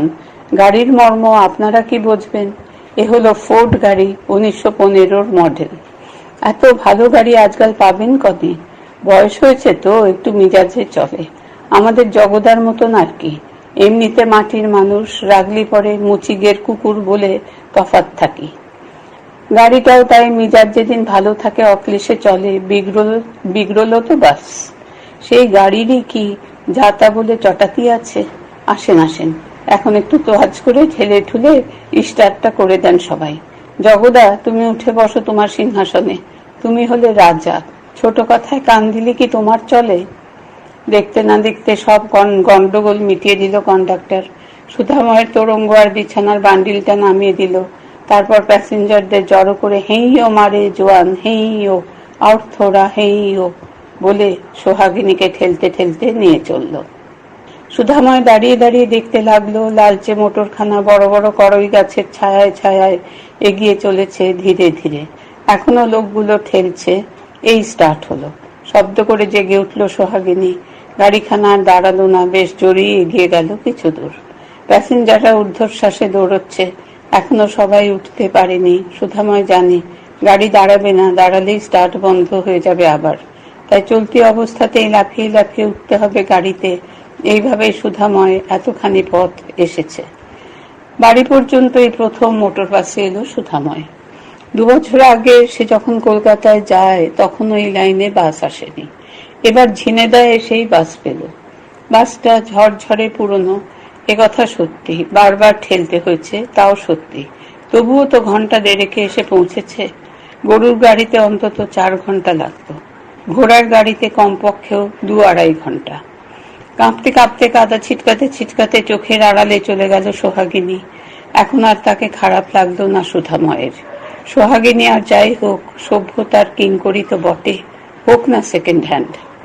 আমরাও কি এক সেকেন্ড হ্যান্ড সভ্যতার মধ্যে বাস করছি না এখন? হঠাৎ এই প্রশ্নটা সুধাময়ের মগজে ঠেলে উঠল। সেকেন্ড হ্যান্ড সভ্যতা কথাটা সে ভেবে দেখেনি তো।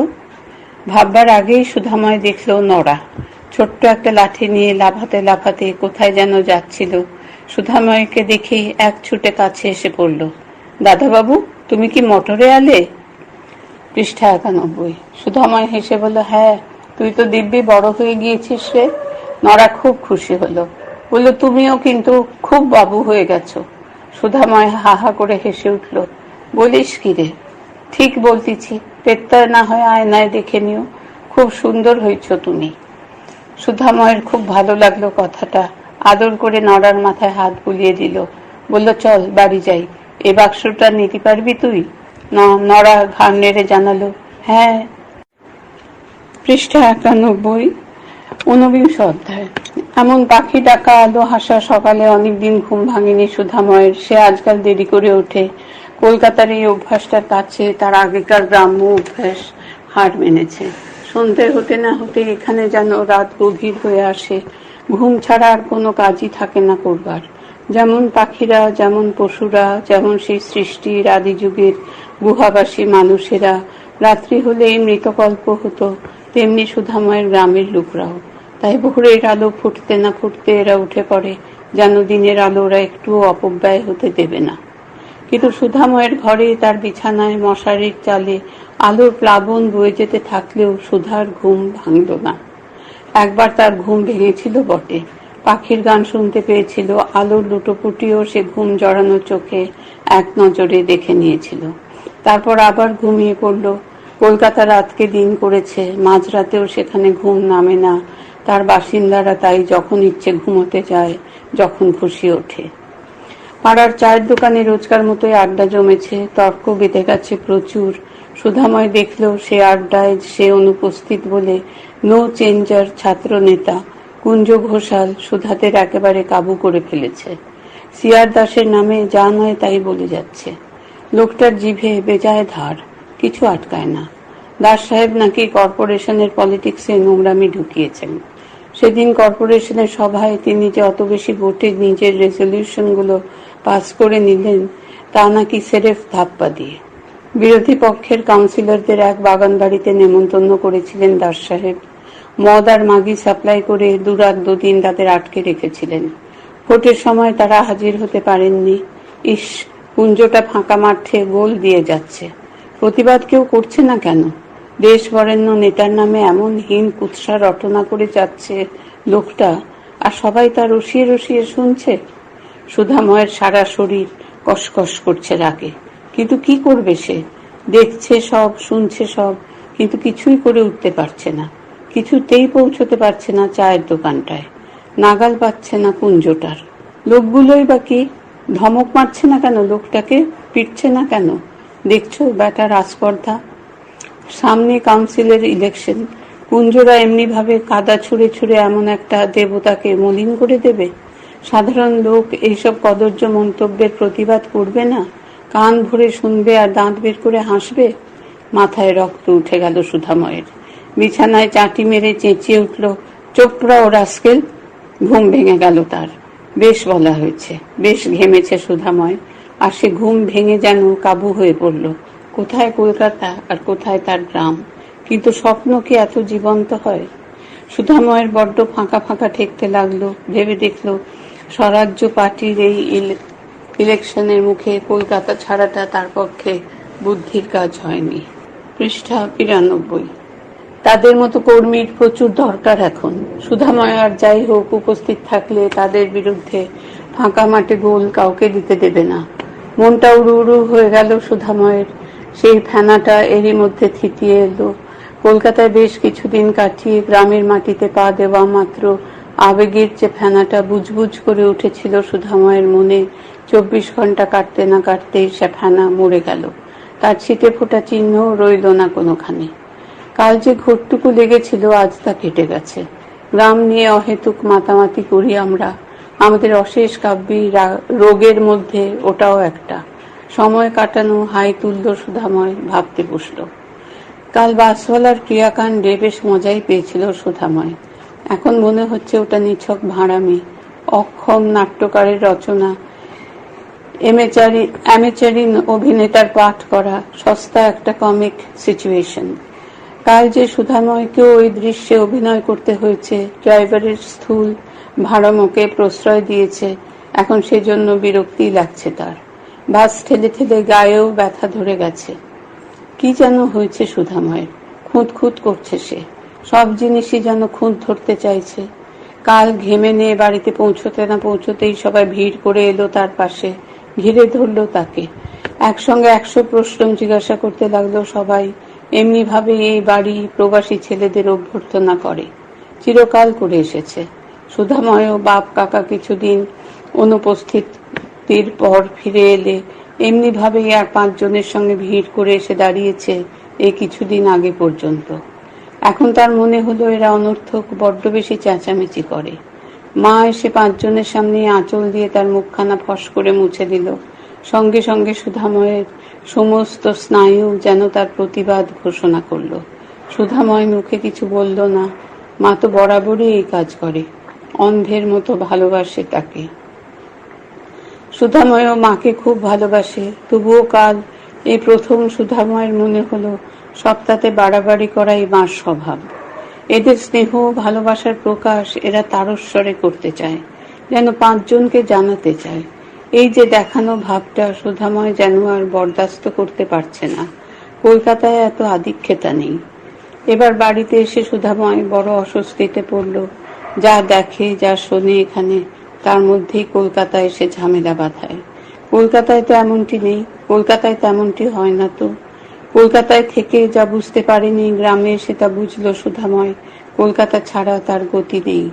এই গ্রামের আকাশে বাতাসে জলে যে পুষ্টি ছিল, সুধাময়ের জীবন নিঃশেষে তা শুষে নিয়েছে। গ্রামে তার জন্য আর অবশিষ্ট কিছু নেই।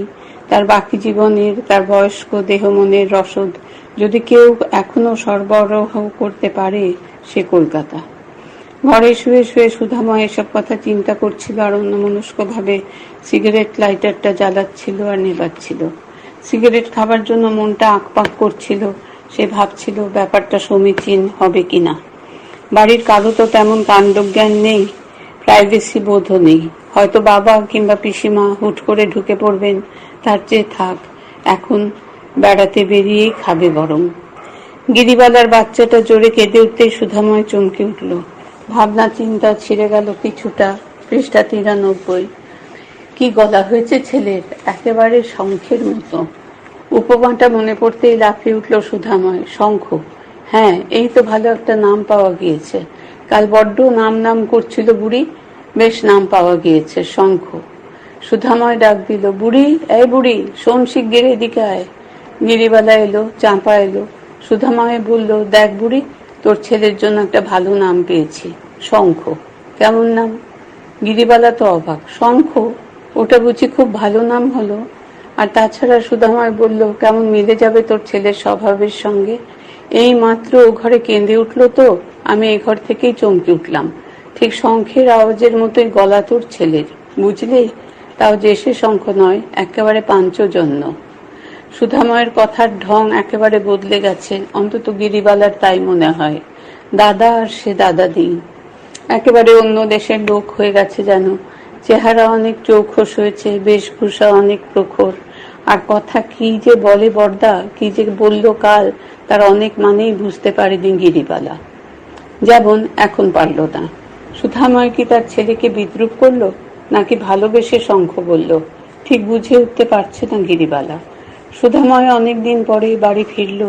কাল যখন বাড়ি শুদ্ধ সবাই ওকে নিয়ে মাতামাতি করছে, তখন হঠাৎ গিরিবালার মনে হলো সুধাময় যেন তার মধ্যে নেই। কেন যে এমন ধারণা হলো তার, তা সে জানে না। সুধাময়ের ত্রুটিটা কোথায়, তাও সে ধরতে পারেনি। জ্যাঠামশাই, বাবা, পিসিমা, বড় মা, কাকিমাকে প্রণাম করছে সুধাময়। গিরিবালাকেও কুশল প্রশ্ন জিজ্ঞাসা করছে, চাপাকে আদর করছে, গিরিবালার খোকা দেখে তারিফ করেছে, সবই করেছে সুধাময়। তবুও কোথায় যেন অদৃশ্য একটা ফাঁক, সূক্ষ্ম একটা ব্যবধান রচনা করে রেখেছিল। সবকিছুর ওজন যেন ঠিক থাকে, সেদিকে প্রখর দৃষ্টি রেখেছিল সুধাময়। বাড়ি শুদ্ধ সবাই যে ধানের চাল, সুধাময়ও সেই ধানেরই চাল। তবে ওরা সবাই যেখানে ঢেকি ছাটা, সেখানে শুধু সুধাময়ের ছাঁটটাই যেন কলের। হঠাৎ সুধাময়ের খেয়াল হলো, গিরিবালা তো কিছু বলল না। কিরে, নামটা পছন্দ হলো না বুঝি? চাপা টুক করে বলে উঠল, যে ছিরির নাম তার আবার পছন্দ, মানসির নাম আবার শঙ্খ হয় নাকি? চাপার বাচালতায় সুধাময় মনে মনে চটে উঠল। এই হলো গ্রামের কুশিক্ষার একটা নমুনা। তবু সুধাময় রাগ দেখালো না। চাপাকে বেশ সংযত হয়ে উপদেশ দিল, ছি চাপা, গুরুজনের মুখের উপর ওভাবে কথা বলতে নেই। চাপা সঙ্গে সঙ্গে জবাব দিল, তুমি কি আমার শ্বশুর যে গুরুজন হবা? বাড়ির লোক আবার গুরুজন হয় নাকি? এ আচমকা প্রশ্নে সুধাময় ভ্যাবাচাকা খেয়ে গেল। গিরিবালা আঁচল চাপা দিয়ে খিলখিল করে হেসে উঠল। সেই হাসিতে কলে ছাঁটা সুধাময় সাময়িকভাবে পিছু হটল। পুরনো সুধাময় এগিয়ে সে প্রাণ খোলা হাসিতে ঘর ফাটিয়ে ফেলল। হাসতে হাসতে সুধাময় বলল, ঠিক ঠিক, ভুলেই গিয়েছিলাম। তা নেবে থবে কি? চাপা এবার চটে গেল, বলল, ছোটদের সঙ্গে ইয়ার্কি করলি বুঝি দোষ হয় না? ধুমধাম পা ফেলে সে বেরিয়ে গেল ঘর থেকে। সুধাময়কে অমন প্রাণ খোলা হাসি হাসতে দেখে গিরিবালার বুক থেকে একটা ভার যেন নেমে গেল, একটা যন্ত্রণার যেন উপশম হলো। সত্যি চেনা লোকের মন বুঝতে না পারার মতো যন্ত্রণা আর নেই। গিরিবালা খুব খুশি হলো। পৃষ্ঠা 94। সুধাময় জিজ্ঞাসা করলো, কিরে বুড়ি, কথা বলিস না যে, নামটা বুঝি পছন্দ হলো না তোর? গিরিবালা তাড়াতাড়ি বলে উঠল, না দাদা, খুব পছন্দ হয়েছে, বেশ নাম, সুন্দর নামটা। সুধাময় খুশি হলো, বললে এসব কলকাতার নাম, তোদের বিষ্ণুপদ কি ষষ্ঠীচরণ নয়, বুঝলি? গিরিবালা প্রতিবাদ না করে হাসতে লাগলো। দাদার এ ভাষায় মার প্যাঁচ নেই, এ কথা গিরিবালা বোঝে। সুধাময় বলতে লাগলো, তোর ছেলে হবার খবর বড় মার চিঠিতে পাওয়া স্তক আমার অদ্ভুত লেগেছে। আমাদের সেই বুড়ি, সে আবার মাও হলো। আমি তো ভেবেছিলাম প্রায় বড় মার মতোই দেখতে হয়েছিস বুঝি, কিন্তু কই, তোর তো কিছুই বদলায়নি রে। গিরিবালা এবারও কথা বলল না, শুধু হাসতে লাগলো। চাপা মুখ ভার করে এসে দাঁড়ালো, বলল, কারোর যদি খিদে লাগে থাকে তো সে যেন মুখে চোখে জল দিয়ে রান্না করে যায়, বড় মা কয়ে দিল। সুধাময় চাপাকে ভেঙিয়ে বলল, আর কারো যদি লাল ফিতের দরকার থাকে তো সে যেন আমাকে এক ঘটি জল এনে দেয়। অমনি চাপার মান ভঞ্জন হয়ে গেল। সুধাময়ের হাঁটু ধরে লাফাতে লাফাতে বলতে লাগলো, ও দাদা, আনিছ নাকি ফিতে? সত্যি আনিছ? আমারে ছুঁয়ে কও, আমসত্ব খাবা? তেঁতুলির আচার? পিসিমা পিঠে করতেছে, আনে দেব? চাপার কাণ্ড দেখে গিরিবালা হাসি আর চাপতে পারে না, বলল, চলো, জল চালু দাদা, আগে সেইটাই আনে দে, তারপরে না হয় সজ্ঞটাই ধরে দিস।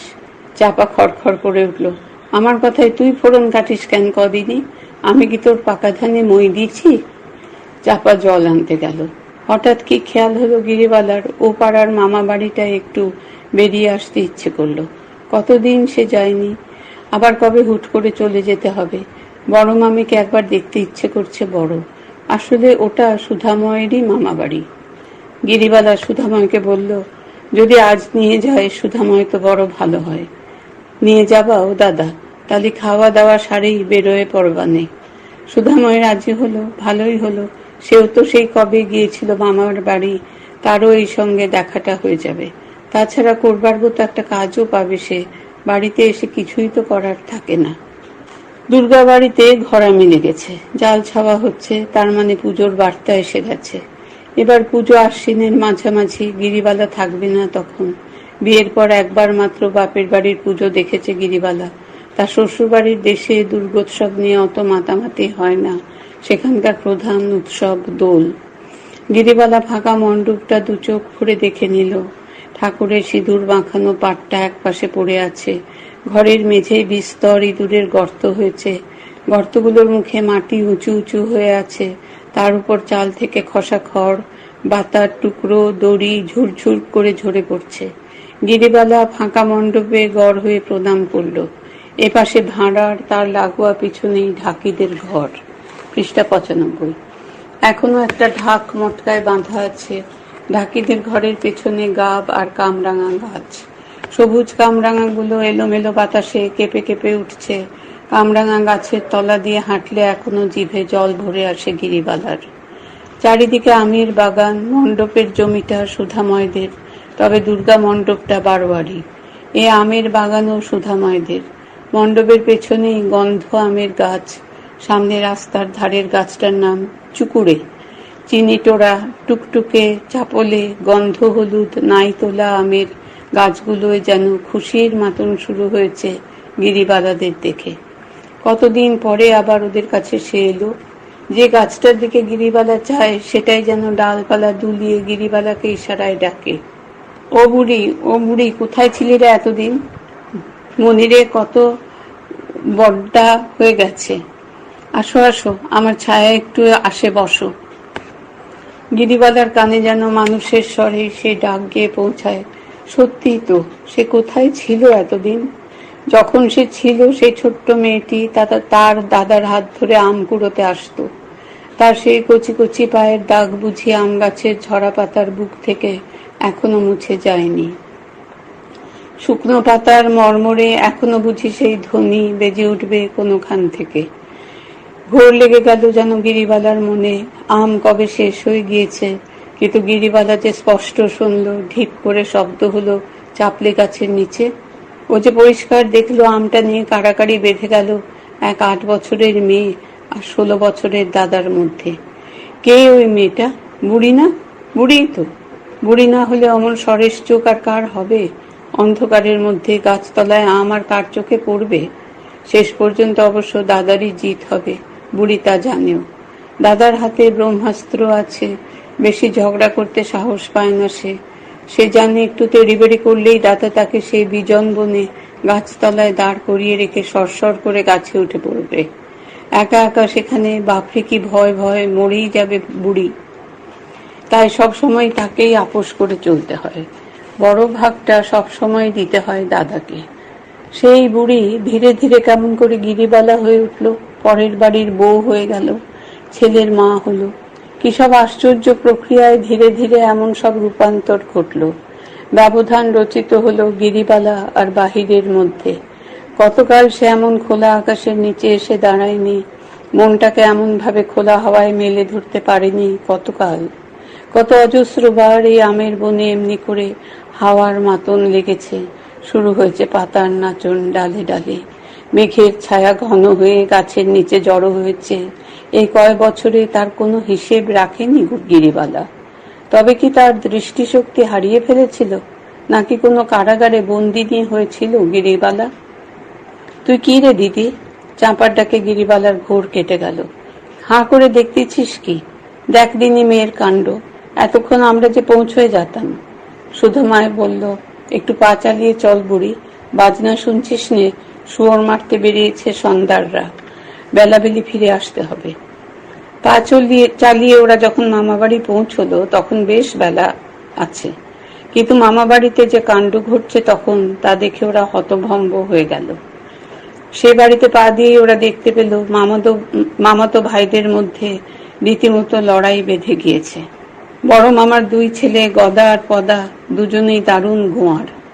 গদা বোধহয় একটু আগেই পদাকে মেরেছে লাঠির বাড়ি। পদার মাথা ফেটে রক্ত পড়ছে। সেই অবস্থাতেই পদা কোত্থেকে এক বিরাট এক খাঁড়া এনে বন বন করে ঘোরাচ্ছে পাগলের মতো। পৃষ্ঠা 96। আর হুঙ্কার ছাড়ছে, কোথায় গেল ও শালা, আজ ওরে কাটে দুভাগ করব। ভাবিছ পদার রক্তপাত করে পালায়ে বাঁচবা? যেখানেই থাকো, জলে স্থলে কি অন্তরিক্ষে, সেখানে টানে এনে তোরে আজ দুখান করব। গদার বউ তাই দেখে হাউ হাউ করে কেঁদে উঠল। ওগো, কে কোথায় আছো? শিগগির আসো গো, আমার স্বামীরে কাটে ফেললো গো। চোপ মাগি! পদা এক লাফে গদার ঘরের সামনে লাফিয়ে পড়ল। তোর গলায় তালি দুভাগ করব। চোখের নিমেষে গদার বউ ঘরে ঢুকে দরজার খিল নেটে দিয়ে গোঙাতে লাগলো। বড় মামির দুপায়ে বাত, ঘর ছেড়ে নড়তে পারেন না। ছেঁচড়ে ছেঁচড়ে দরজার গোড়ায় এসে চৌখাটে মাথা খুঁড়ছেন আর ভাঙা গলায় চেঁচিয়ে যাচ্ছেন, ও গদা, ছোট ভাইয়ের মাথায় বাঁশটা মারার আগে আমারে মারলি নে কেন? ও পদা, খাড়ার কোপটা আমার গলাতেই আগে বসা। ওরে আমিই তো আসল দোষী, তোগের যেই গভ্যে ধরেছি। ভগবান, এত লোকেরে নাও, আমি তোমার পায়ে কি দোষ করেছি? উঠোনের একপাশে থ মেরে দাঁড়িয়ে পড়েছে সুধাময়, গিরিবালা আর চাপা। সুধাময় নিশ্চল হয়ে গিয়েছে, গিরিবালার বুক ঢিপ ঢিপ করে কাঁপছে, চাপার মুখ চোখ চুপসে গেছে ভয়ে। চোখ কান বুজে দাদাকে চেপে ধরে ঠক ঠক করে কাঁপছে। ওরা দেখলো বড় মামি মাথা ঠুকতে ঠুকতে কপাল ফাটিয়ে ফেলবেন। পাগলের মতো কেঁদে কেঁদে চেঁচাতে লাগলেন, মারে ফেল, মারে ফেল, ওরে শত্রুরা আগে আমারে মারে ফেল। আমি তোগের মা, আমি বলতেছি আগে আমারে মারে, তারপর তুয়া কাটাকাটি কর। পদা মাকে ধরতে যাচ্ছিল, এমন সময় দূর থেকে গদার গলা পাওয়া গেল। কি খাড়া নিয়ে কাটবে? দেখি কত বড় খাড়াওয়ালা। পদা হুঙ্কার দিয়ে উঠল, এই দেখ তবে, বলেই গদার দিকে ছুটল। সুধাময় বলল, বুড়ি চল, বলেই বাড়ির দিকে হাঁটা দিল। একটুখানি এগিয়েছে কি অমনি মামা বাড়ির দিক থেকে বাবা গো বলে কার যেন বুক ফাটা চিৎকার শোনা গেল। সঙ্গে সঙ্গে বাড়িতে মরা কান্না উঠল। চাপা মুখ গুজে পড়ে গেল রাস্তায়। সুধাময় বলল, কি হলো রে বুড়ি? গিরিবালা হাউ মাউ করে কেঁদে উঠল, বলল, ফিট হয়ে গেছে। সুধাময় বিরক্ত হয়ে ধমক দিল, কাঁদিস না ফ্যাচ ফ্যাচ করে। আচার্যি বাড়ি চল, ওর চোখে মুখে জল দিগে। কেন যে মরতে এসেছিল মামা বাড়ি। আচার্যি বাড়ির ফেদি বসে বসে কাঁথা সেলাই করছিল। ওদের অমন করে হন্তদন্ত হয়ে ছুটে আসতে দেখে সে অবাক হয়ে উঠে দাঁড়ালো। গিরিবালা হাঁপাতে হাঁপাতে বলল, ফেদিদি, শিগগির জল আনো। চাপা ফিট হয়ে গেছে। চাপার জ্ঞান ফিরেছিল সঙ্গে সঙ্গেই। ফেদি ওকে এক বাটি দুধ খাওয়ালো। চাপা চাঙ্গা হয়ে উঠল। ফেদি অবাক হয়ে গিয়েছিল এদের দেখে। কতদিন দেখেনি ওদের। ফেদির বিয়ে হয়েছে 3 বছর, 2 বছর সে বিধবাই হয়েছে। বিয়ের পর অষ্টমঙ্গলায় যখন এসেছিল ফেদি, তখন একদিন দেখতে এসেছিল গিরিবালা। তার তখনও বিয়ে হয়নি। চাপা কতটুকুই বা ছিল। এই যে সুধাদা আজ একেবারে জোয়ানবদ্ধ হয়ে উঠেছে, এই সুধাদাকেও এত বড় কখনো মনে হয়নি ফেদির। আজ তো বেশ লজ্জাই লাগছে। পৃষ্ঠা 97। গ্রামের মধ্যে সুন্দরী বলে খুব নাম ছিল ফেদির। সত্যি সে খুব সুন্দরী। অমন গড়ন পেটো, অমন গায়ের রং, অমন মুখ চোখ বড় একটা সহজে চোখে পড়ে না। শ্বশুর বাড়িতে বিয়ের পর যখন গেল ফেদি, যেন মহারানী এলেন এমন খাতির। কিন্তু বছর না ঘুরতেই কপাল পুড়ল তার। শীতের সিঁদুর, শাঁখা, লোহা, এয়তির সমস্ত চিহ্ন ঘুচিয়ে বাপের বাড়ি ফিরে এলো ফেদি। এক ফুয়েকে যেন ভাগ্যের প্রদীপ নিভিয়ে দিল। জীবনটাও যদি নিভিয়ে দিতে পারা যেত। ফেদি অবাক হয়ে গিরিবালাকে দেখতে লাগলো। কি অদ্ভুত সুন্দরী না দেখতে হয়েছে এখন। অথচ বিয়ের আগে এমন আহামরি কিছু ছিল না। ছোটবেলা থেকে ফেদি ওকে দেখেছে, একসঙ্গে খেলা করেছে পুজো বাড়িতে, খেলেছে সুধাদার সঙ্গেও। তবে সেসব তো আর এক জন্মের কথা। তখন এই বুড়ি, আজ যে নতুন মাতৃত্বে লাবণ্যবতী, তার তখন এমন ঢল ঢল রূপ ছিল নাকি? ছিল তো রোগা কাট, সামনের দাঁত কটা একটু উঁচুই ছিল বরং। সেই বুড়ি এখন মা হয়ে যেন জগদ্ধাত্রীর রূপ নিয়ে এসেছে। চোখ ফেরাতে ইচ্ছে করে না। এই রূপই সার্থক। সে কথা গিরিবালাকে দেখে ফেদির আজ মনে হলো। সঙ্গে সঙ্গে এ কথাও ভাবলো, তার জীবনে সার্থকতা কখনো আসবে না, কখনোই না। ঈর্ষা ফেদির বুকে এক ছোবল বসালো। পরক্ষণেই লজ্জা পেল সে। কি নীচ মন তার, দুঃখ পেল। তাড়াতাড়ি ফেদি বলে উঠল, যেন কৈফিয়ত দিল। রোজ ভাবি তোর খুকারে দেখতে যাব, তা ভরসা তো পাইনে। এ রাক্ষসীর চোখই বিষ, তাই পুরা মুখ যতটা পারি লুকোয়ে রাখি। ঝরঝর করে কেঁদে ফেলল ফেদি। ঘরের ভিতর ঢুকে গেল। গিরিবালা নিজেকে কেমন যেন অপরাধী মনে হতে লাগলো। যেন ফেদি বিধবা হয়েছে, সে অপরাধ তার। ফেদির ছেলে ফুলে হয়নি, গিরিবালার হয়েছে, এর জন্য যেন সেই দোষী। গিরিবালার মনটা খচখচ করতে লাগলো। গিরিবালা মনে মনে খুব কষ্ট পেল ফেদির কথা স্মরণ করে। বোকার মতো বসে থাকলো। পরক্ষণে খোকার কথা মনে পড়তে মন তার চঞ্চল হয়ে উঠল। অনেকক্ষণ দেখেনি তাকে, এতক্ষণ আর কখনো তাকে ছেড়েও থাকেনি। এবার তাড়াতাড়ি বাড়ি ফিরলেই হয়। সুধাময় খুঁটিতে ঠেস দিয়ে ভাবছে গদাপদার কথা, তারই মামাতো ভাই। কিন্তু আচার আচরণ দেখলে নরভুক আদিম মানুষ ছাড়া আর কিছু ভাবতে ইচ্ছে করে না।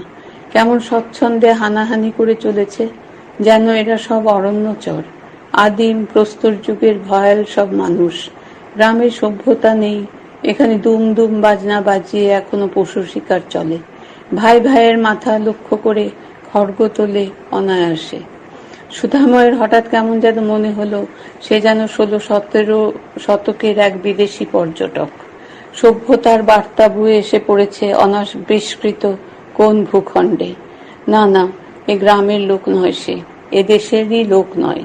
আর দেশ সেই দেশ, তার দেশ সেই দেশ, যেখানকার মাটিতে রামমোহন, বিদ্যাসাগর, মাইকেল, বঙ্কিম, রামকৃষ্ণদেব, বিবেকানন্দের স্পর্শ মিশে রয়েছে। রবীন্দ্রনাথ সেখানে ভাস্বর। দেশবন্ধু চিত্তরঞ্জনের প্রতিদিনের নিঃশ্বাসে নতুন প্রাণ সৃষ্টি হচ্ছে। জ্ঞানে, বিজ্ঞানে, আধুনিকতায়, অগ্রগতিতে সে দেশ পৃথিবীর যে কোনো আলোকপ্রাপ্ত প্রান্তের সমগোত্রীয়। এখানে প্রাণ খুলে সে কথা বলতে পারে না, এদেশের ভাষা সে জানে না, তার কথা কাউকে সম্ভবত বোঝাতেও পারবে না। ওর ভাষাও এখানে কেউ বুঝবে না। সুধাময়ের মনে প্রবল এক অস্থিরতা দেখা দিল। যত শীঘ্র পারে সুধাময় আপন দেশে ফিরে যাবে। সেখানে এক মুহূর্তে যে সে আলস্য কাটাতে পারে না, সেখানে এক মুহূর্ত সে আলস্যে কাটাতে পারে না। অজস্র কাজ তার জন্য পড়ে আছে। এতক্ষণ কত কাণ্ড ঘটছে কলকাতায়। শোভাযাত্রা বের হচ্ছে, পার্কে পার্কে সভা সমিতির আয়োজন শুরু হয়ে গেছে। মডারেট স্বরাজ্য দল আর নো চেঞ্জারের মধ্যে পাঞ্জা কষাকষি শুরু হয়ে গিয়েছে। সামনে কাউন্সিলের ইলেকশন। দেশবন্ধুর তেজোদৃপ্ত আওয়াজ এত দূর থেকেও যেন শুনতে পাচ্ছে সুধাময়। কোটেশনে আমরা কাউন্সিলে ঢুকছি ব্রিটিশ সরকারের সঙ্গে সহযোগিতা করবার জন্য নয়, ভিতর থেকে গুঁতো মেরে ওদের শাসনতন্ত্র ভেঙে দেবার জন্য। পৃষ্ঠা 98। চলো দাদা বাড়ি যাই। গিরিবালার কথায় চমক ভাঙল সুধাময়ের। চেয়ে দেখলো আচার্যি বাড়ির দাওয়ায় বসে বাঁশের খুঁটির হেলান দিয়ে জেগে জেগেই কলকাতার স্বপ্ন দেখছে। গিরিবালার কথা শুনে ফেদিও তাড়াতাড়ি বেরিয়ে এলো ঘর থেকে। দেখলেই মনে হয় এতক্ষণ কাঁদছিল ফেদি। বড় বড় গভীর চোখ দুটো এখনো টলমল করছে, নাকের ডগাটা পাকা করমচার মতো রাঙা হয়ে উঠেছে। ফেদি বলল, কালি যাবো তোর কুকা দেখতে, বুঝলি? গিরিবালা একটু থতমত খেয়ে বলল, আচ্ছা। বাড়ি ফিরেও সুধাময় স্বস্তি পেল না। ঘুরলো ফিরল সুধাময়। জোর করে একবার আগের মতো মেলামেশা করতে গেল বাড়ির লোকজনের সঙ্গে। রান্নাঘরে গিয়ে বসলো মাছ ভাজা খেতে। অমনি সেটাও নিজের কাছেই কেমন আদুরে গোপালপানা ঠেকল। খুনসুটি করতে গেল গিরিবালার সঙ্গে, কেমন ন্যাকামি ন্যাকামি লাগলো। বাবার কাছে বসতে ইচ্ছে হলো না, বাবার কাছে বিশেষ ভিড়তেই চায় না সুধাময়। পড়া আর পরীক্ষার কথা ছাড়া অন্য কোনো কথা বাবার সঙ্গে বলা যায় না। বাবা সংসারের শোচনীয় দুরবস্থার কথা তুলে স্পষ্টই বলেন। সমস্ত সংসার এখন সুধার মুখ চেয়ে বসে আছে। সুধা যেন পাশটা ভালোভাবেই করে, কথাটার মধ্যে মিথ্যে কিছুই নেই। তবু সুধাময়ের যেন ভালো লাগে না। তাই বাবার ঘরের দিকে মারলো না সে, না মা পিসিমার কাছেও নয়। দু একবার গিরিবালার ছেলেটাকে নেড়ে চেড়ে আদর করতে গেল, একটুও ভালো লাগলো না। বাড়ির বের হতেও আর ইচ্ছে নেই তার। মামার বাড়ি গিয়েই যথেষ্ট আক্কেল হয়েছে। সন্ধে হলো, রাত হলো। সন্ধে আর রাতে এখানে তফাৎ বিশেষ নেই। মেজকর্তা বাড়ি ফিরতেই সুধা যেন বেঁচে গেল। এই একটা লোক বাড়ির মধ্যে এখনো আছেন, যাকে দেখলে সুধাময় খুশি হয়, যার সঙ্গে সে কথা বলে সুখ পায়। কাল মেজকর্তার সঙ্গে বিশেষ কথাবার্তার সুযোগ হয়নি। আজও সারাদিন বড় ব্যস্ত ছিলেন। এখন সুধাকে পেয়ে যেন বর্তে গেলেন। পরম আগ্রহে মেজকর্তা সুধাময়ের মুখে কলকাতার সব খবরাখবর শুনতে লাগলেন। কাউন্সিলের ইলেকশনের কথা, কংগ্রেসের মধ্যে মতভেদ, স্বরাজ্য পার্টির পত্তন, তাদের কর্মসূচি সম্পর্কে খুঁটিয়ে খুঁটিয়ে নানা রকম প্রশ্ন করতে লাগলেন। সব কথার ভালো জবাব দিতে পারল না সুধাময়। অত খুঁটিয়ে অত তলিয়ে সে কোনো ব্যাপার দেখতে পারে না। বিভিন্ন সময়ে সুধাময়ের মনে নানা ধারণা গড়ে ওঠে। সেই সব ধারণার প্রতিফলন সুধাময় যেখানে দেখে, যখন দেখে, যে কাজের মধ্যে দেখে, তার মধ্যেই সে ঝাঁপিয়ে পড়ে, মন প্রাণ ঢেলে দেয় শেষে কাজের মধ্যে। 1.5 বছর আগে দেশে যখন অসহযোগ আন্দোলনের ঢেউ উঠেছিল, অফিস কাছারি স্কুল কলেজ বর্জনের হিড়িক লেগেছিল, সুধাময় তখন সেই আন্দোলনে ঝাঁপিয়ে পড়তে চেয়েছিল। সে তখন সরকারি কলেজের ছাত্র। দেশপ্রেম দেখাবার এত বড় সুযোগ সে কিন্তু কাজে লাগাতে পারেনি। বাদ সেধেছিলেন মেজকর্তা। এই নেতিবাচক আন্দোলনে তিনি বিপক্ষে ছিলেন। সেই সময় সুধাময়কে সামলাতে খুব বেগ পেতে হয়েছিল। মেজকর্তা তখন বলেছিলেন, মূর্খ লোক স্বাধীনতার মর্ম বুঝতে পারে না। বলেছিলেন, স্বাধীনতা অন্তরের জিনিস, কোনো বাইরের সামগ্রী নয়। হই হই করে বড়জোর রাষ্ট্রীয় পতাকা বদল করা যায়। ইউনিয়ন জ্যাকের বদলে তেরঙ্গা ঝান্ডা সরকারি দপ্তরের মাথায় উড়ানো যায়, কিন্তু লোককে স্বাধীনতায় উদ্বুদ্ধ করা যায় না। এই সময় মেজকর্তা এক কড়া চিঠি লিখেছিলেন সুধাময়কে। লিখেছিলেন, যেসব নেতা মনে করেন গান্ধী টুপি মাথায় দিয়ে ঝান্ডা ঘাড়ে করে বন্দে মাতরম বলে ঘুরে বেড়ানোই দেশপ্রেমের পরাকাষ্ঠা, সেসব নেতার কথায় আমার শ্রদ্ধা নেই। তারা অত্যন্ত অদূরদর্শী, সংকীর্ণ মনা। আমি মনে করি একজন ইঞ্জিনিয়ারের প্রয়োজন এরকম 10টি নেতার চেয়েও বেশি। পৃষ্ঠা 99।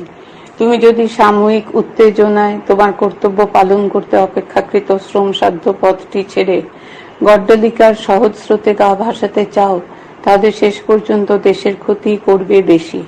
যে ভাবোচ্ছ্বাসকে তুমি প্রবল বলে মনে করছো, তার পিছনে সত্যিকারের কোনো শক্তি নেই। তা মহাসাগরের ঢেউ নয়, ফেনা মাত্র। ও একদিন শুকিয়ে যাবে।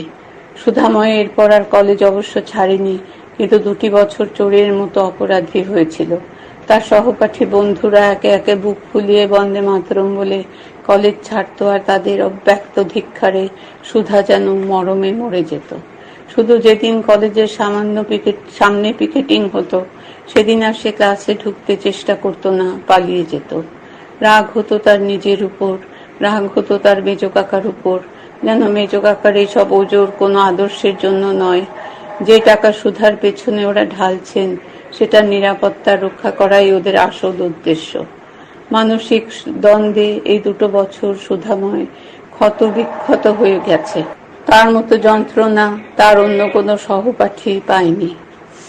তারপর এক আশ্চর্য ঘটনা ঘটতে দেখল সুধাময়। সত্যি আন্দোলন একদিন মুখ থুবড়ে পড়ল, আর উঠল না। যেসব নেতা হাত ধরে টেনে টেনে তাদের কলেজের ছাত্রদের পথে বের করেছিলেন তারা আবার নিয়মিত জীবনে ফিরে গেলেন। তার সহপাঠীদের অনেকে আবার ফিরে এলো কলেজে। 2 বছর খামোখা নষ্ট হওয়ায় ইনিয়ে বিনিয়ে অনুতাপ করতে লাগলো। এমন কেউ বলল, তুই বুদ্ধিমানের মতো কাজ করেছিস সুধা। সুধার কেমন অবাক লেগেছিল। মেজ কাকার কথা এমন ভাবে ফলে যাবে সে কখনো ভাবেনি। কিন্তু যখন ভুলল তখন মেজ কাকার বিচার বুদ্ধির ওপর গভীর শ্রদ্ধা বাড়ল তার। আবার মনের খুব গোপনে যেন খুব দুঃখও পেল, যেন এমন না হলে সে খুশি হতো। তার কলেজের ছোকরা ইংরেজ প্রফেসররা এই ব্যাপার নিয়ে ঠাট্টা বিদ্রুপ করত, আর সুধাময় জ্বলে পুড়ে মরত। এদের হাত এড়াবার জন্য সে মরিয়া হয়ে উঠল। হঠাৎ সে একদিন শুনল দেশবন্ধুর নতুন সংগ্রাম পদ্ধতির কথা। কাউন্সিলের ইলেকশন আর বর্জন নয়, এবারে গ্রহণ। কাউন্সিলে ঢুকে ইংরেজের কেশর ধরেই নাড়া দিতে হবে। ভারত শাসন আইন অকেজো করে দিতে হবে, তবেই ইংরেজদের তাড়াতে পারা যাবে। চট করে সুধাময়ের মনে হলো, হ্যাঁ, এতদিন একটা পথ পাওয়া গেল। মন প্রাণ দিয়ে সমর্থন করলো দেশবন্ধুকে।